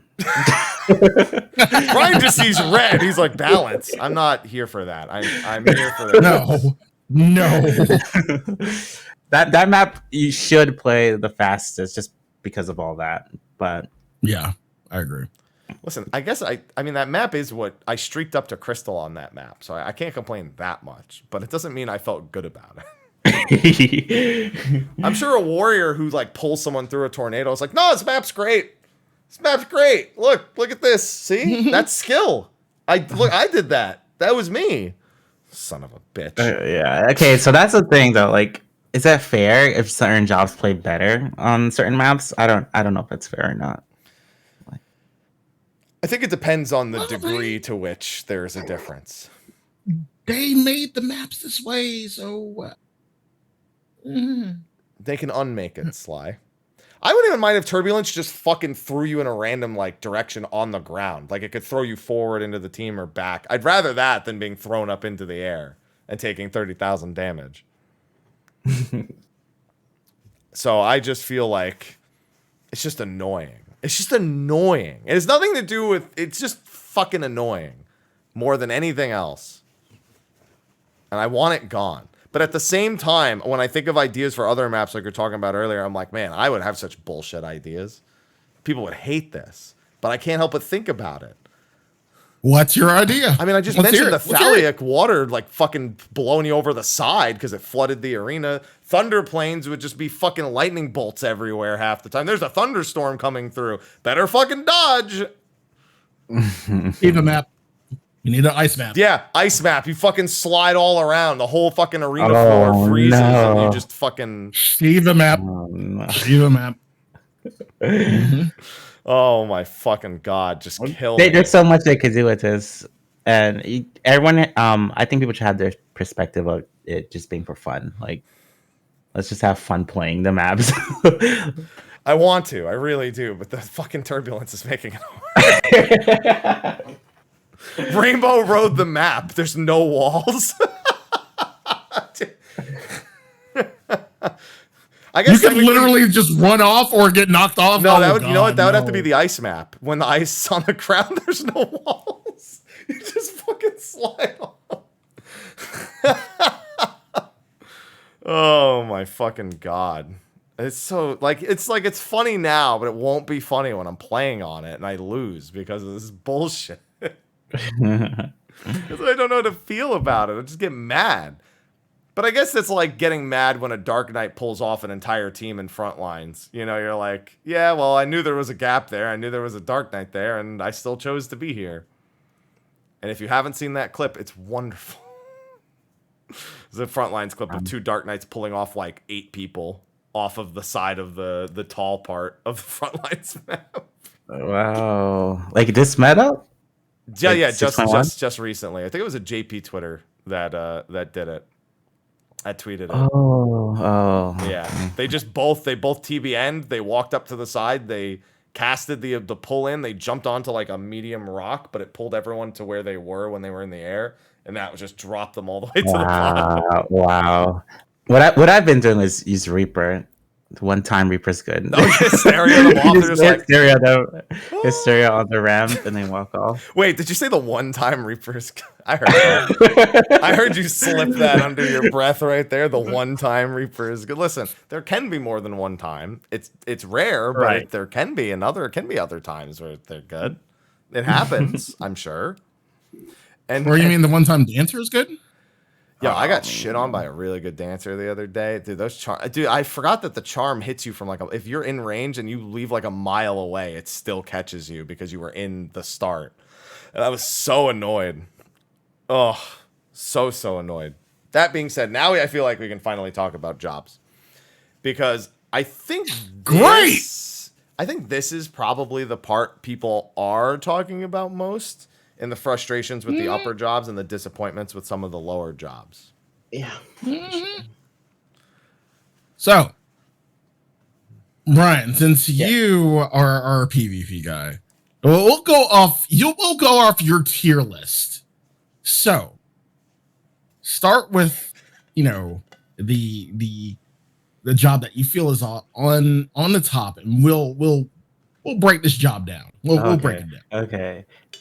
100% white mage. Like too much. The LB, the poly. Oh wait, you don't agree? No, I agree. No, he's just I agree. Hearing it brings him that much pain. Again. Oh, okay. Yeah, it's everything. The LB's charged too fast. The polymorph can't be purified. The Tier bug. 2 fucking bug. Okay, Yeah. so the Cure 2 bug is awful, but it's really more awful in lower ranks. In higher ranks, you will never get to sit there and just get a Cure 2 spam off on somebody in order to save their life. You don't see it as often in the higher ranks. I've seen people in gold and platinum get like 2.1 million healing because that's all they're doing. But those matches are shit shows for completely different reasons. The bug is just the cherry on top of the shit. Yeah, it's just a little bit more, basically. Yeah. Shield. Don't leave this person alone. No. The problem is white mage is a really tough target to kill if you want to focus them down first. You essentially need a white mage to kill them because you want to follow them. You need to, because otherwise they Aqua Veil, they have defense buffs, they can instant cure 3 themselves, they still have recuperate, they still have guard. Your team can counter burst, you have misery for that, you have they can polymorph one of the people jumping on them. Right. But see, the funny thing about this is as broken as white mage is, I kind of feel like it merits it a little bit. No. It deserves it. No. I feel like it deserves it a little bit. No. A little bit. Wait, why? It's just because they've been shit on for the past 4 months in PvE. That's not a reason. No! In PvP, they've always been king. So, in my opinion. They weren't shitting on them that much in Shadowbringers. It's really been an Endwalker thing more than anything. But in PvP, they've always been good. Feast white mage has always been the king, so to have it here also the king is a little Brian rough. was business as usual. It's nothing. You can change everything about PvP, but white mage is still the best. Unfortunate. Oh man. All right. But I think it's fixable. I think just make polymorph purifiable would be one. Fix the bug, of course. the cure bug. Limit break 90 seconds, please. Yeah, and a little higher in the limit break, and I think that might be it actually. Okay, all right. I'll tell you what. There's one more thing. Polymorph canceling ground abilities really needs to stop. Oh yeah. Do you think that's a bug, or if it's not, then it's got to be changed? Because I've watching my Sage put their LB down and then watch them get polymorphed and watching it disappear is the most toxic thing I've ever seen in my life. Yeah. Watching a Dark Knight lose their Salted Earth, a Summoner lose their Slipstream, watching a Dancer get fucking polymorphed out of their Charm, a Gunbreaker polymorphed out of their ultimate. That's the most toxic thing I've ever seen in a video game, and I played League. Like, I've seen toxic. That's the most toxic thing I've ever seen. It's just canceling people's ults and shit. Yeah, and it's not an ultimate. It's a thing. It's a 25 second cooldown. Yeah, if it said like this will cancel other limit, if it was like I shouldn't even fucking say this. If it was part of their ultimate, if it also polymorphed on top of everything else, maybe I'd get. I was thinking like it's that strong that it could potentially be rotated in some way. Like, I don't know. Like that could be the LB. Adding a 6th effect to their LB. Let's see. Line AoE damage plus stun plus protect plus damage plus regen plus polymorph. Fuck it, right? Just you know what? Why doesn't the ultimate just reset the cooldown of polymorph while it's at it? Fuck it. That could be it. Fuck it. That's funny. No, it's not. I'm not laughing. I'm mad. So mad. I'm trying not to laugh. Nerf. That's one of the few jobs that definitely nerf, in my opinion. On the other hand, the rest of the healers, I like the rest of the healers in like a fair way. Personally, I think they all have reasonable pros and cons as opposed to White Mage, which is all pros. What's a White Mage con? They have less HP than the tanks. That's all I got. That's it for White Mage. Yeah. So, Brian, who's number 2 on your tier? On your shit list is more After like White it. Mage. It's between Warrior and Red Mage for sure. Please say Red Mage. I fucking hate Red Mage. fucking hate Red Mage so much. I think Red Mage probably, just because the numbers are a little overtuned. Never leave a Red Mage fucking free. Oh my god. Why do y'all leave Red Mages free so fucking much? It's worse the longer they're in Black Shift, so like there should be a target. They definitely should be a target, but it's so much. Like they're very bulky when they're in White Shift, and then when they're in Black Shift, you get so much damage. And I could see where SE was going with like, the 6 skill to shift, but no, it doesn't. Really, it doesn't really. You just win every fight. It doesn't really. So the most skill you have is when you go from your white shifted resolution to your black shifted everything else. Yeah. I agree. I'm gonna put this into perspective for everyone watching. If you're not sure why Red Mage is a pain, they have a choice between a 2-second line AoE silence or bind every 20 seconds. They then have a melee combo that either gives them 3 stacking shields or, on the much worse outcome, 3 stacking dots on the opponent. If you haven't died to guarding after being Red Mage melee'd, you have not played PvP enough. Or 3 seconds, not 2 seconds. Thank you. It says 2 because it counts from the 3 down to the 2 immediately when it's on your debuff bar, so I said 2, but it's actually 3. You take 9k from those dots, I think, if you have all 3 of them on you. Something of that capacity. The job is... Yeah. And then they have healing reduction. Nobody uses Magic Barrier, but Frazzle is... Just why? Just why do they have Frazzle? I use Magic Barrier for openers, so with the first engagement. Yeah, it's safer to do. It is. But why does Frazzle exist? Why do they need and not to mention Core, the I'm better than you button for the next however long Yep. I'm so mad. Red mage is almost worse than white mage for me, because when a white mage LBs me, I just like, it's like white mage is 100% worse. But like when I'm actually playing against a white mage, I'm frustrated. But red mages frustrate me more often than white mages do, because you see the core come in and you're like, well, I sure hope my team saw that, because I sure as fuck can't do anything about that regardless, unless I'm also a red mage. I hope that they polymorph this guy. No, you polymorph the warrior when he jumped in. Thanks. He's not dead, by the way, and this guy's going to kill me. Thanks. Appreciate it. Aquaveil? No? Okay, that's fine. That's cool. I didn't need it. That's fine. You'll obviously kill him after he kills me. That's fine. It's cool. It's apt. Yeah, it's fine. It's fine. And he still doesn't die. No, they don't die. Because they have recuperate, and then they swap to white shift randomly, and you're like, who does that? And then they have a shield, and then they just fucking backflip away, nuke you with her flare, walk back to their team, and you just out of fight, and you just don't give a shit. To be fair, it's so fun. It's so fun. Yeah. But yeah, they need a numbers need to be a little lower. It just doesn't need to be 3 different dots. I wouldn't mind if it was the same dot and it like refreshed the duration on it as much. It's just like the 3K dot that you take. No, it's 3 fucking different ones. Why? Why do they need 3 different dots?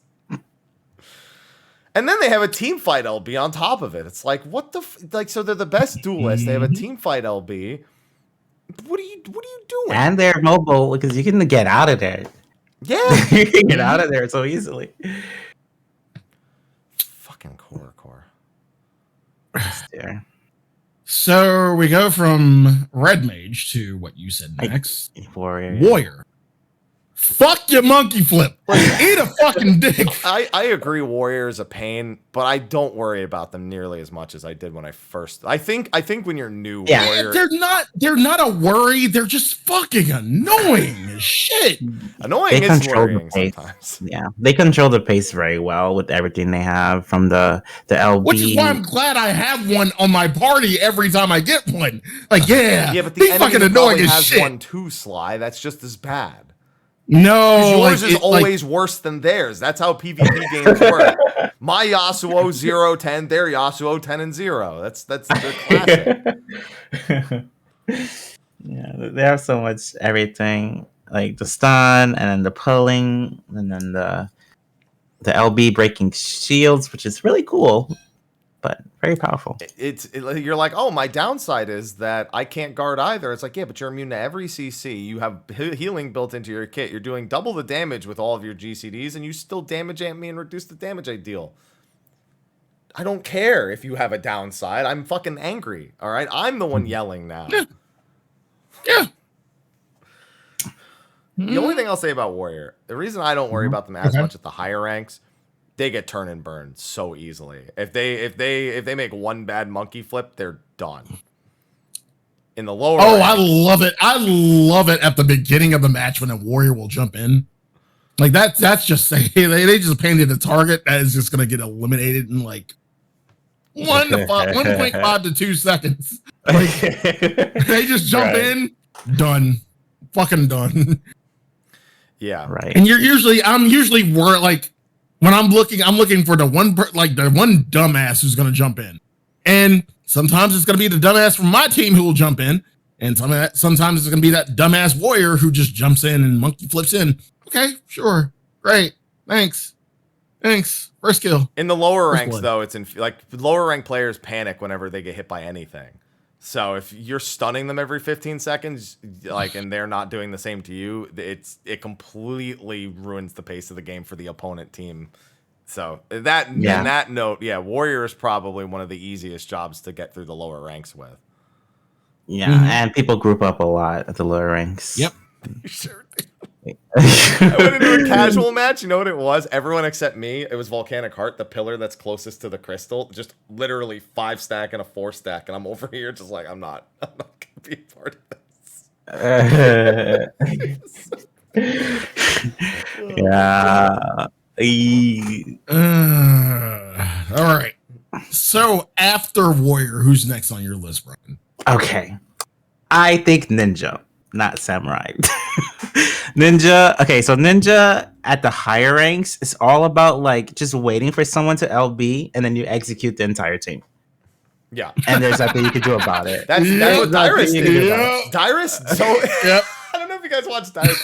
Dyrus got to platinum by standing still and spamming the elixir to like bait people to attack him. But as soon as his LB was up, he just wiped the whole team and then won. That's how he climbed all the. And then he started trying after that. He got to Crystal in like 2 days just doing that.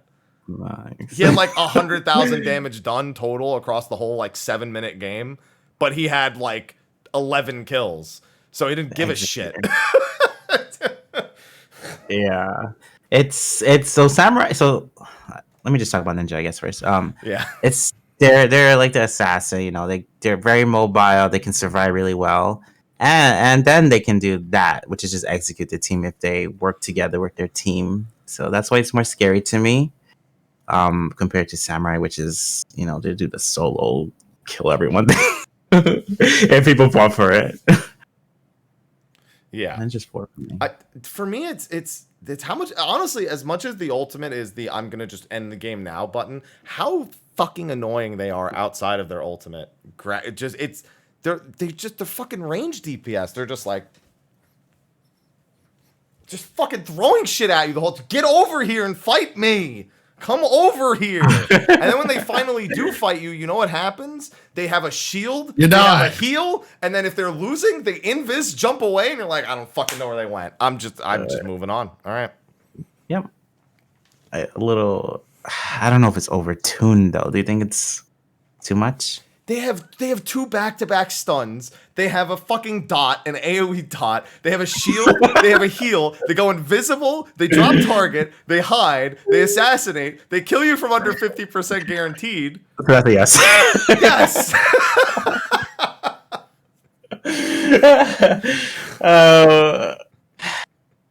Like if they were like squishy as they got rid of Huton and Mesui, I'd probably be fine. Honestly, if you got rid of those, it might be okay. Maybe, but the double stun thing is still a problem. So there's an animation on their LB, and it's pretty rough at the higher tiers sometimes. That's like the only downside I see. Yeah. And like, you get CC'd when people are good. But crystal matches are sometimes such a shit. Dude, crystal's sometimes like bronze, but people know how to kill someone from 100%. That's like the biggest difference sometimes. Yeah, absolutely. We haven't even talked about the ranking system yet.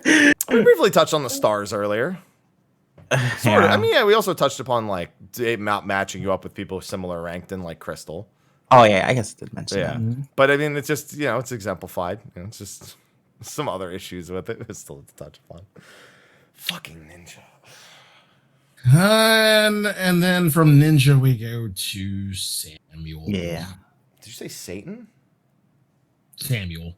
Oh, I thought you said Satan. I mean, I guess they're both right. Yeah, that's true.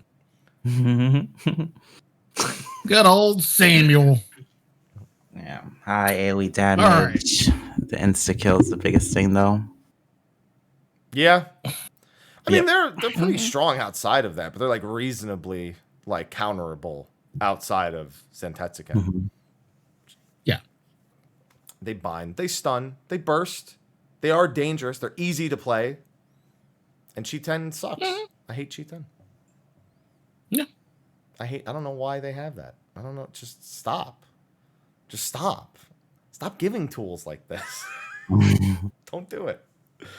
But yeah, I think you know how in live letters or in prelim patch notes we're looking forward to fucking job changes, like what they're gonna do, what they're gonna throw in. And see, now it's gonna be the main patch notes. But still, I'm gonna be looking forward to PvP changes from now. Yeah. I'm looking forward to PvP changes from now on, just to see. Because I really want to know. And like Sam is one of the biggest ones I'm going to pay attention. Curious. Sam, White Mage, I will pay attention to those. Everything else is extra on that. Like that's like Mage, I'm gonna that's. But yeah, like I will definitely be paying attention to Sam because God damn, holy shit, their kid's just fucking butt. All I have to say is like God bless their balancing team because it's really hard to balance this many jobs. I'm not gonna every game until I see the first round of changes. I'm right.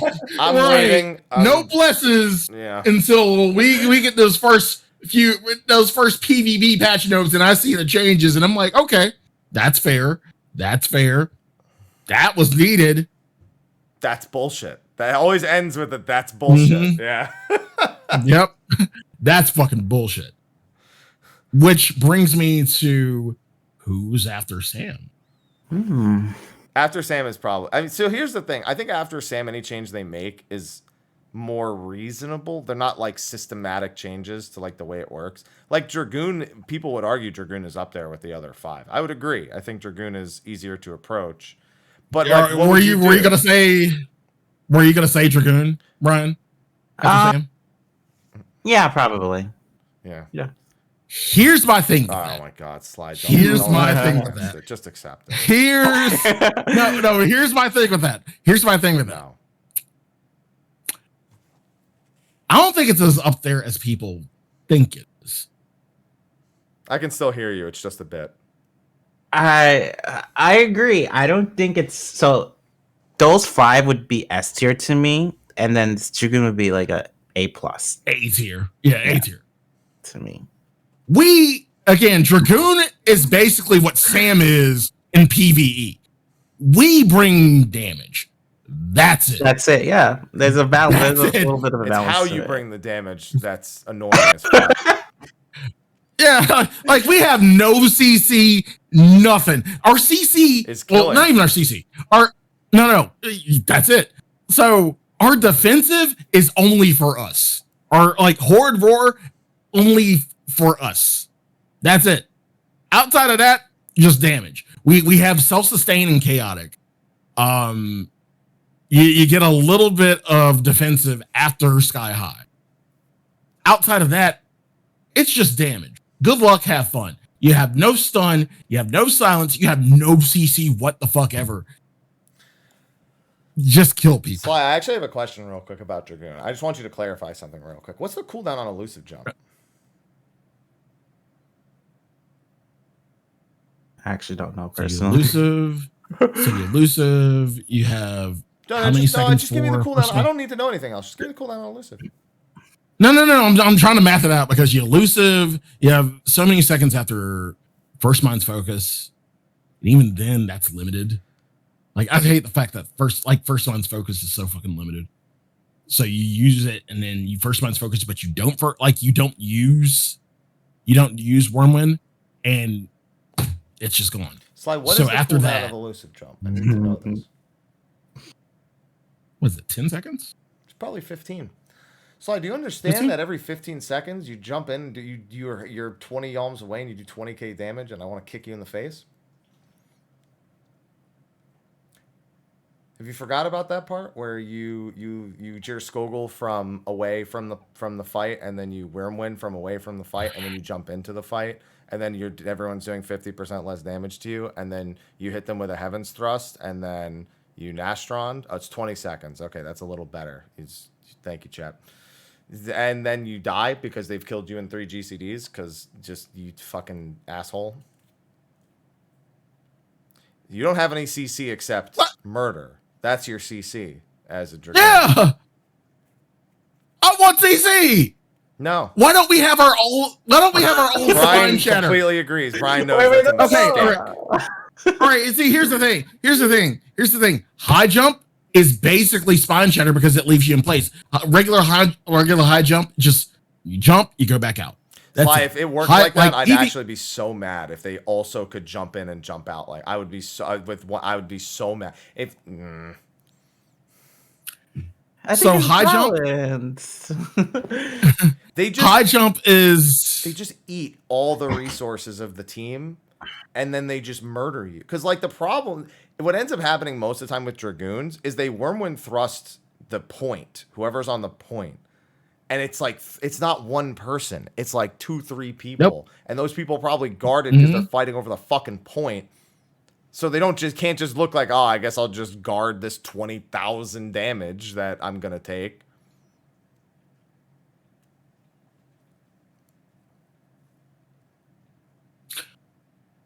I still want CC. I think it's well balanced. I think it's well balanced. Fuck off! Like, I don't want a CC. It's definitely close. Listen, you can understand. Please just understand where I'm coming from. I PvP'd as Monk. Okay, please just understand where I'm coming from when I deal with when I'm talking right now. Please just understand how I feel. Between like the invisible 30,000 plus damage to everyone in the range, 20,000 if you're slightly out of range limit break, to 20,000 damage ranged attack, to a jump into a fucking follow-up GCD that's stronger, to a heal on yourself, to make everyone do fast. Bro, I just want Riddle of Earth to not be stunned and then I don't get it. Like, that's all I want. I want to be able to jump into a team and be able to do more than just knock them back and then wait 7 fucking global cooldowns to do my next big attack, or to wait 20 goddamn seconds. Y'all out here got 20 seconds. Every 20 seconds are like, oh, I'm just gonna stay out here and throw this, and your whole team will be dead. I'm busy just hoping that I won't die. All right. You gotta understand where my frustration comes from. I'm asking for one. No, just one. We have one Sly. It didn't help. It's nice occasionally. We technically have 2 because of our limit break. Just one. No. That's it. No. One. It'll be too much. He doesn't care. You haven't been on the show before, Brian. You don't understand. He's always like, oh, you know, we don't need any buffs. Oh, but here we go. Look at me. I'm getting all these buffs. Give me more. I don't know why he's Mickey Mouse, but...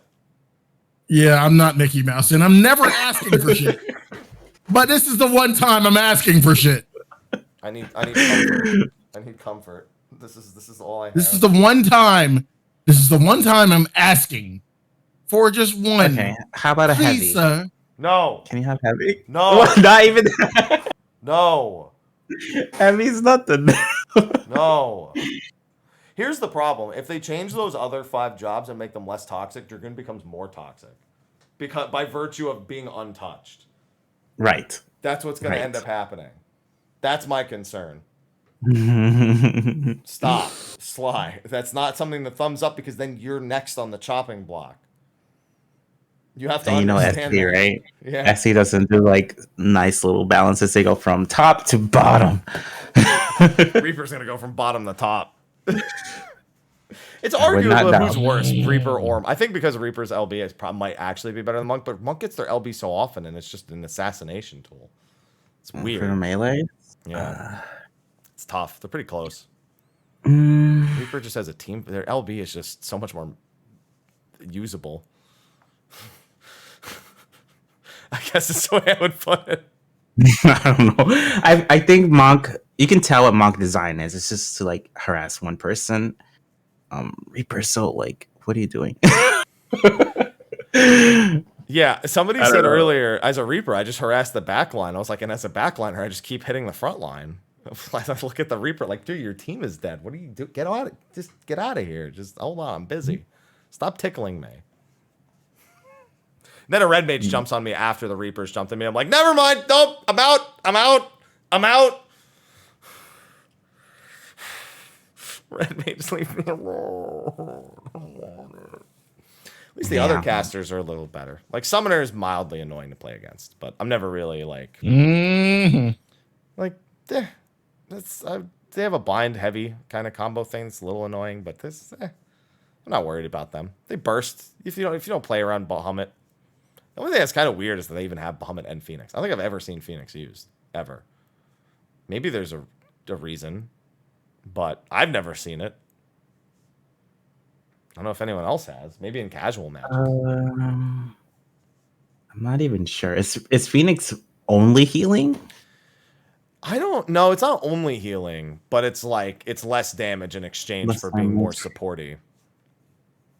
I think it gives you an XCOG, doesn't it? Like if you, I don't remember. Yeah, it gives you an XCOG. Yeah, and a regen. There you go. In exchange for the big damage. And Revelation. Oh, that's pretty neat. See, it has some pretty neat things, but I guess Bahamut just for the instant. And the gratification of the Akmorn just obliterating people. and the big fucking damage it deals. Single target GCD that reduces the target's damage dealt by 50%. Yeah, I could imagine wanting to obliterate an entire team instead of doing that. That's probably, yeah, Bahamut just nukes 4 people. Yep. A death recap would be nice. I'm bringing up while we're talking about this, a death recap being a potentially nice thing. Yeah, there's a bit of quality of life. Well, to be fair, you were asking for a replay mechanic, and we can't even do that. Okay. After Duty Recorder, I refuse to accept they can get a replay feature right for PvP. I have to refuse it. It just can't. It won't happen. It's impossible. Wait, is that gone? Duty Recorder? No, but it might as well be. It's been gone since the day it released, and as far as we're concerned, that thing is awful. It's the most depressing thing I've ever had to witness in 14's. I'd rather they re-release Diadem again than have the Duty Recorder in the game. Like, at least I can kill dinosaurs with one of these or something. Just like go back and re-release the original Diadem. Yeah, replay feature is awful. Okay, so Reaper. I mean, Dancer's also down there with Reaper, I guess. Absolutely. The animation is rough for the LB. Like, you do it and then someone stuns you or anything, and then you pretty much lose advantage of it. Because it goes like, it does 2-second charm, and then when you hit after, it charm for 2 more seconds, but you're so vulnerable, and it makes it so feels bad. Yeah. Just pull them off the point in overtime. Make yourself look useful. There you go. I'm sure that'll do the trick. It does. He's like, no, it really doesn't. Really that would be doesn't. That would be hard to play. Hard to do. I mean, yeah, no, it would be. Unlike Dark Knight, who can at least try a little bit more frequently. The other tanks are also not Gunbreaker, but Paladin and Warrior.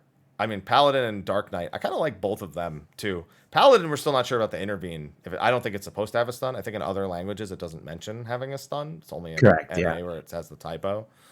But I really like those two. Dark Knight's borderline like Warrior level. If they had like one more stun somewhere, they'd probably be like Warrior levels of get out of my face. Or if Shadowbringer was like 2,000 more potency or something. Mm-hmm. You know, my take on Paladin is that it's just hard to pull off in solo queue because you guardian someone and they will use guard and then big waste. So, yeah, that's like the biggest problem with it. Yeah, it does lower damage, but I think it's supposed to with how strong Guardian into Guard is or Guardian into Hollow Ground is. Yeah, and then their LB is a complete denial of enemy LBs in terms of like team wiping like a Dragoon or, you know, a Red Mage LB or something. It's just a complete denial tool. I've seen Paladins win games just by sitting on the point and being unkillable while their team respawns and then they just push a little bit every time. Little bit, just because you can't kill the Paladin. It's just, it's so painful. But then Dark Knight is even more hilarious because it happens less in the higher ranks, but it doesn't not happen. People see a low health bar and their brain just flips a switch. Oh my god. I won't lie, like I do that too sometimes. You got to like look for it. You have to look for it. The Dark Knight Living Dead icon. I look for the giant like two-sided black slash that comes out. Like, I know what that is. I fucking know what that is. I will say a lot of Dark Knights are really quick to like use it when they're low on health. Because they're like, oh, I'm going to stay alive with it instead of, you know, hitting everyone for 20,000. Which is a lot of damage. That's a lot, yeah. Versus like 4,000 when they're at like low health or something like that. So it's just, oh man. I'm looking at your tier list right now. You put Paladin B and Dark Knight C, or Dark Knight A. And I agree with that. Dark Knight just, if it had one more thing, because it also has healing reduction. Healing reduction with Recuperate is so relied on. It's just like, it just strips you of a lot of power. So it's, man. Dark Knight. They're not Warrior, though. Healer and Tank have this issue where their top picks, like White Mage and Warrior, the other tanks and healers become better when one of those is already on the team. If you have a Warrior and a Paladin, Paladin's better than it was without the Warrior. To say Dark Knight, Gunbreaker, Gunbreaker, it's just, let's not talk about that. But it's just it's Sly. Listen, Sly. It's just, Sly. It's not that fun. Come on, it's not. That, listen.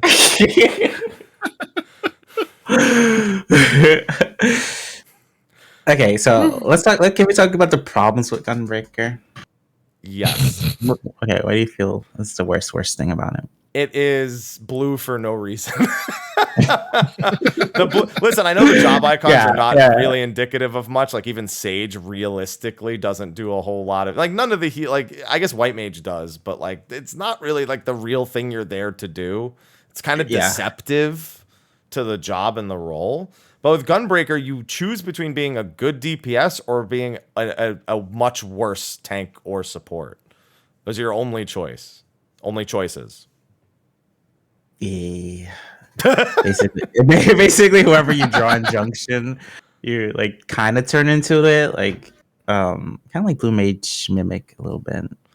But much worse. Much worse. Their ultimate's really cool too. Like this whole damage amp into the finisher for the stun. It sounds cool on paper until you get polymorphed. Right. If they gave them, honestly, if they gave them CC immunity on their ult and maybe made like one of their continuation parts if each part of their continuation gave them a shield, they'd probably be in a much better spot. Like almost like the Red Mage White Shift shield. Those two things would probably go a long way because Gunbreaker's damage is frighteningly high compared to the other tanks. They will murder people if they are just completely unchecked. But when are you going to use that unchecked outside of like the really low ranks? I mean, a bigger shield. Sorry, they need more shields. Yeah, it's just not fair that some LBs can be canceled so easy, and then other ones are just like instant, like White Mage. Oh God, and that's a whole nother thing too. The responsiveness of some skills over the others is it stuns in particular the big one. Sly brought it up earlier with Primal Rend, where you're stunned and then you see the warrior go up into the air and come down on your head. So by the time he gets to you, you're unstunned. Yeah, you can get stunned out of East Bumfuck and like still catch it. You wouldn't be with the rest of the group who catches it, but you'll be like outside a pillar and the warrior Primal Rend, and you will still take the damage. Yep. You can even use it like range. Like you can use it when you're behind a wall and you actually stun them, but your character doesn't go. Yeah. I've seen that happen and a bunch. Still take the damage. You still take the damage. Yeah. What the fuck is that? What happened to LOS? What the fuck happened to LOS in this game? The latency, server latency happened, Sly. That's what fucking. It's more like what happened to diminishing returns in PvP. Because let me tell you, man. They don't exist. It don't exist. Not only does it not exist, but the 5 seconds of resilience we're supposed to have does not fucking work 99% of the time. No, it does not. Because you get snapshotted. No, it does not. You cleanse it, but before you get resilience, you get another one snapshotted onto you, and now you're sitting there with resilience stunned, and you just hate life. I tested it. Resilience exists. I went to the dueling circle. And I had a bard bind me. I broke it, and then I ignored the silence. I was immune to the silence for 5 seconds. And then I die right after because it's only 5 seconds, and my shit gets pushed in. Man, these are the longest 10 seconds of my fucking life. Just go ahead and kill me, please. Yeah.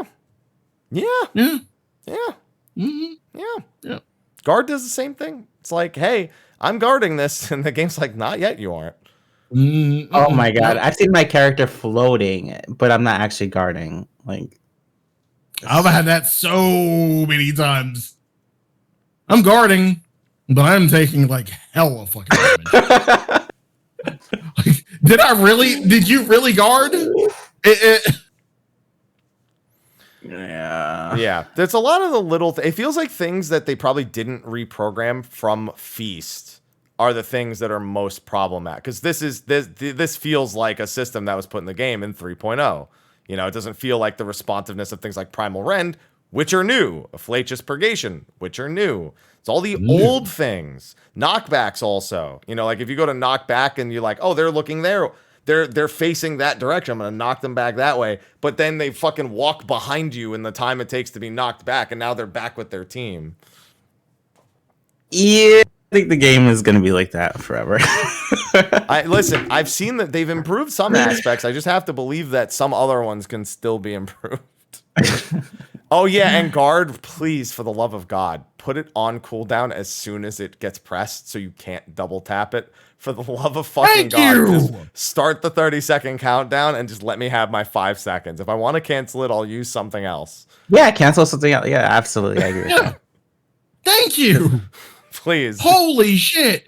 There have been times where I've been getting murked. I'm like, my guard isn't up. Nope, still getting murked. All right, fine. Sure. Great. I'm dead. Thank you. Don't worry. I'll jump in. I'll just guard afterwards.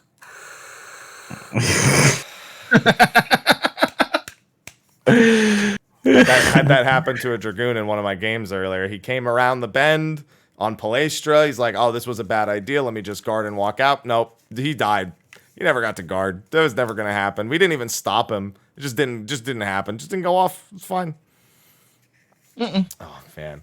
And it just, the list continues. What's another thing? There's something else really big. Oh, this was a big one. I saw this one in chat, and this one absolutely infuriates me. Why is there a 10-second countdown followed by a black screen, followed by a revive animation before I'm allowed to run? Why does it need to be so many processes to get me to start the fucking fight again? If you're going to do that, make the resurrection time like 5 seconds at base or something like that. Never thought about that. It's obnoxious. It's like, oh, 10 seconds till you can return to the fight. But actually 20 seconds plus runtime, so. Yeah. I mean, I get being punishing after your first death, like every sequential death. Yeah, that's fine. Being more punishing, I get it. Yeah, but yeah, the initial? The fuck? I had a really weird occurrence. Somebody got the raise and like the raise buff on their bar, but they couldn't like raise. They just had it. Like, I don't even think I see the raise when people go back to base. I don't think I see like an actual raise buff on their bar, but I saw it and I was like, what do you do? I think they like disconnected and died and came back dead and they had the raise in it. It was weird. Maybe, yeah. Oh yeah, shout out to that one random dude, like this random match that I kind of just remembered that once you said that. Shout out to that one random dude who ran back when I was raising, who ran back to my spawn. I wasn't jumping down with you there. Why the fuck are you here? Like, why the fuck are you there? You should be helping your team. You went all the way out through hell and half of Georgia just to come see me so you can kill me again. I understand that it was a little bit of a snipe. I wouldn't call it a stream snipe, but yeah, you were just after me in general. Like, you were just focused. Shout out to you. Why the fuck are you stupid? I don't think they're going to have an answer for that, Sly. They're not going to be like, well, I'm actually stupid because... No, they just sat there and waited on me. Like, I'm waiting too. I'm fucking waiting too. Like, what the fuck you gonna do? I'm up here. Like, you really came for me. You really came for the Sly show. Like, I'm sorry. I'm not doing anything until you fucking move. That makes it 44. Why are you stupid? Yeah, did your team win? We won that one, luckily, but then it was worth it. As far as I'm considered, outplayed. Why the fuck are you stupid? Bro, this doesn't change in Crystal either. As Chad said, people are horny for kills, man. They're just like, they see blood and they just can't stop. They're like, I'm already Crystal. That shit, the cart, no. Okay, all right. I feel like after success of Crystal Conflict, we just need conflict. No crystalline, just conflict. Same maps, same bullshit. You're not pushing a crystal. It's just conflict. Go for kills there. Go for kills there. You think they do that? They just make conflict mode. they just get rid of the crystal. They're like, here's conflict mode. They did it with all the S's for like siege, shatter, slaughter. Like all of them are just like some variant of alliteration. Maybe that's the next one. It's just conflict. Just conflicts. Team deathmatch, my favorite mode. Dude, I wouldn't even be surprised if we get a battle royale mode. I thought we were gonna get one at some point. Ugh, wouldn't even be fucking surprised. You gotta pick up abilities and shit. Gotta find my machinist limit break on the fucking ground somewhere. Ugh. FF14 Royal Rumble. No, sorry. I'd rather have Hell in a Cage or something like that. Just fucking lock me away with somebody. Maybe, dude, that would be a pretty cool active event if it just put two people in a cage. Just said fight to the death. Just take them. It'd be so fucked. I'd get a red mage every time and just give up. Just be like, just fucking kill me. I don't even want it. I already know who wins this. It's fine. I'm done. Oh, man. That'd be funny. Now, there is something that's also come a little bit more into the discussion. Well, I know we're past that 2-hour mark, but something I should probably bring up. We talked earlier about things like win traders and other forms of cheating, but what's been kind of a very different form of cheating, I think I will still call it cheating, is the use of third-party tools to track tools, things like silences, polymorphs, limit breaks, basically to provide information, or even to, as I've seen sometimes in Crystal Rank, to automatically perform certain actions upon opponents doing certain things, such as a polymorph upon seeing a certain animation go off, or upon your target losing all of their CC, instantly silencing and things like that. Right. That has become, I don't want to say rampant. I think, again, much like win trading, it's normally a few people doing these things. But it's certainly noticeable when it does happen. They're scripting. As it would be called in League, they are scripting. Yeah. And it's against the rules. But this is what I want to get into. Do we think Square Enix can actually effectively crack down on these things? Because I don't think I think the biggest problem, I don't think their GM team is trained for this, is the biggest problem. That is the look of a man who has lost all hope. that is the look of a man who's been playing Feast so long that he cannot give you the answer that you want to hear. Right. So that did exist in Feast as well. Like, people would auto silence limit breaks and stuff like that, and it's awful to deal with. Always been a small group of people, but never any punishment. Because you're just like you said, I don't think the GMs are trained for it, or they can detect it. Probably, I don't know.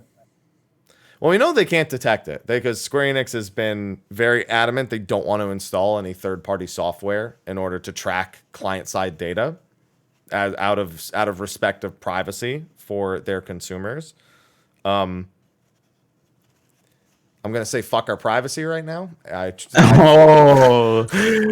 Because I'm gonna be honest, and guys, I'm gonna ruin your sense of security right now. Everything about you is probably already out there. I don't think that Square Enix is gonna do anything malicious with your fucking client-side data in Final Fantasy XIV. I'm gonna go there and say, given the current landscape of the world, might be the least of your fucking concern to have an anti-cheat detect system in our fucking game. I mean, I'm down. PvP is the main thing I do. I would like to see it more fair. Yeah, people install the shit. I mean, that's what add-ons are. They're just installing the shit themselves. That's what people do. They're doing exactly what it takes to track these things. They're just doing it for their own benefit. So I'm ready to just fucking crack down on this shit. I'm ready to fucking go. You got my full support, Square Enix. You'll never do it. I know you'll never do it, but you have my full support if you want to do it. Like, even the things that are very obvious, like speed hacking, for example, they don't really do it. Or crowd control immunity, where it'll say they have a crowd control, but it cleanses it, even though they didn't use Purify. That's another one. Again, I actually have not encountered these. I'm sure I've encountered polymorph scripting. I'm positive I've encountered polymorph scripting. There's no fucking chance with some of the things that I've seen that I haven't encountered that. But I've not encountered infinite sprinters, CC immunity. I've only encountered win traders and potentially the other thing. They got to do. Like, they got to understand that the reason other PvP games are more popular for their PvP, it's not just the fact that they have better PvP. It's that they put forth an effort to do something. Not nothing. Yeah, we have to compare this to other MMO PvP though, for sure. Which they all have this a little bit. Every like, game has it a little bit, but normally you can find some degree of punishment being tracked sooner or later. I would rather SE go hard, just like you say. There's just no privacy. Just go fucking hard. Just go in. Because anything that is in our client is already their like proprietary. Like they've made this, they own this already. Anything that if they were to get hacked, they have all the information already on their back-end systems that would just fuck us. So I just want it to be good. I just want people to like PvP. I just don't want it. I want all the steps to be taken. Same. And yes, yeah. So I think I think we really need to have them look. I think so. As much as people complained about Dark Knight to finally get Living Dead changed, you now need to do that for them to take proper actions in PvP. You need that level of feedback, please. If you care, please go. If you just please, with your greatest power, through the proper channels that Square Enix has provided, go provide feedback regarding their GM inconsistency. Forums. We want it to last, everyone. We're rooting for it. Final Fantasy XIV has an avenue to have good PvP now. To have widespread enjoyed good PvP. We're the last wall here. All right. Oh, and yeah, they could totally build upon it, just like all the creative things we said. It's not over, but they have to keep it good. They have to keep it moderated for that to happen. Fingers crossed. Fingers crossed. Yep. Anyway, with that, we're over our 2 hours. I'm sure there's plenty more we could say about a lot of individual aspects of it. But sure can. Sly, stop being salty. We talked about every job except for... Actually, we talked about all, I think. We didn't touch on the range physical much, like Bard or Machinist. We talked about Dancer. Machinist kind of, but Bard really was the only one, other than briefly mentioning that you couldn't stand on the point. Oh, yeah. They have a silence, so fuck them. I hate them. I mean, I would like to play them, but anything with a silence, just... Why does silence work on my punches? The punches don't need to speak. I see you put as 8s here. I agree with that too. Why does silence work on weapon skills? Red Mage has bind. Silence could be because I guess we're screaming them for melee. Are we screaming them in game? Is this anime? Yeah, it's anime. If you can't say the name of your attack, you can't use your attack. That's generally how anime works. Mm-hmm. Yeah. So that's got to be it. That's clearly about. No, don't talk about the video. That's not it. The video of me yelling my monk attacks is not the reason why silence works. That's not the reason. They didn't look at that and go, "Oh, well, clearly." Fucking silence. I'm more salty about silence than I am polymorph. Anyway, I think we've covered most everything to some capacity. I need stress coffee. It's a good talk. Good talk. It is a very good talk. And it's good to just be able to talk about PvP in 14. Please, bright future. But Brian, I appreciate most of it. You took time out of your day to come join us. Yes, thank you so much, Brian. Thank you so much for having me. I was so excited to be invited. We were excited to have you. I think Sly and I have talked about it before, but we always just decided not to. Like when Ansal Hakar came out, I was like, "Do you want to do a PvP show?" And I think we just went, nah. Unfortunate for Ansal Hakar. I mean, that was like the last, I guess, major PvP update that we had before this. I think it was. Other than just generic feast seasons, Yeah. It didn't help that FanFest didn't. The last Yeah, no, this last one didn't have anything feast related. So, and Yeah. I think Japan's was like kind of weird. Even the time prior, I think there only like 2 teams were there or something like that. I don't Right, remember. yeah. There's all sorts of weirdness. But thank you again. Appreciate you for sticking it out for PvP until this moment. It's paying its dividends so far, and I hope it continues to. With that, Same. why don't you tell everyone where they can find you at and the kind of content that you're creating? Yeah, so I do focus on PvP still, and I probably will for the foreseeable future. The best place is my stream, twitch.tv/Brian Ricardo. I do YouTube content, but I've been a little slow so far with it. I do plan to do like guides and tier lists and stuff like that eventually, which is youtube.com/Brian Ricardo. He also has a secondary YouTube channel with shorts. Yes, I do. That one I've been updating because that's really easy to do. So my YouTube short channel has a couple stuff on it for Crystal Conflict. Don't worry. I've been doing this podcast thing a lot. I knew to shout out the second YouTube channel. I knew it. Gotta give it the love it deserves. I saw it was popping up in my recommendeds earlier. Nice. The PvP was popping, so I was like, Brian Ricardo shorts. I was like, watching that. Watching that. Thank you again for joining us, Brian. Everyone, be sure to go check out Brian. There you have his Twitter on the screen, and he gave you his Twitch. In fact, we can type it out right here. Thank you. Look at that, like a professional. Did I spell it right? I spelled it right. Okay, just gotta make sure it's taken the right place. There we go. Okay, just had to make sure because I type like a maniac sometimes. There you go. Sly, Hi. what are you up to, buddy? You can find me at twitch.tv/Sly, aka Gray Fox. You can find me on Twitter at SlyTheFox.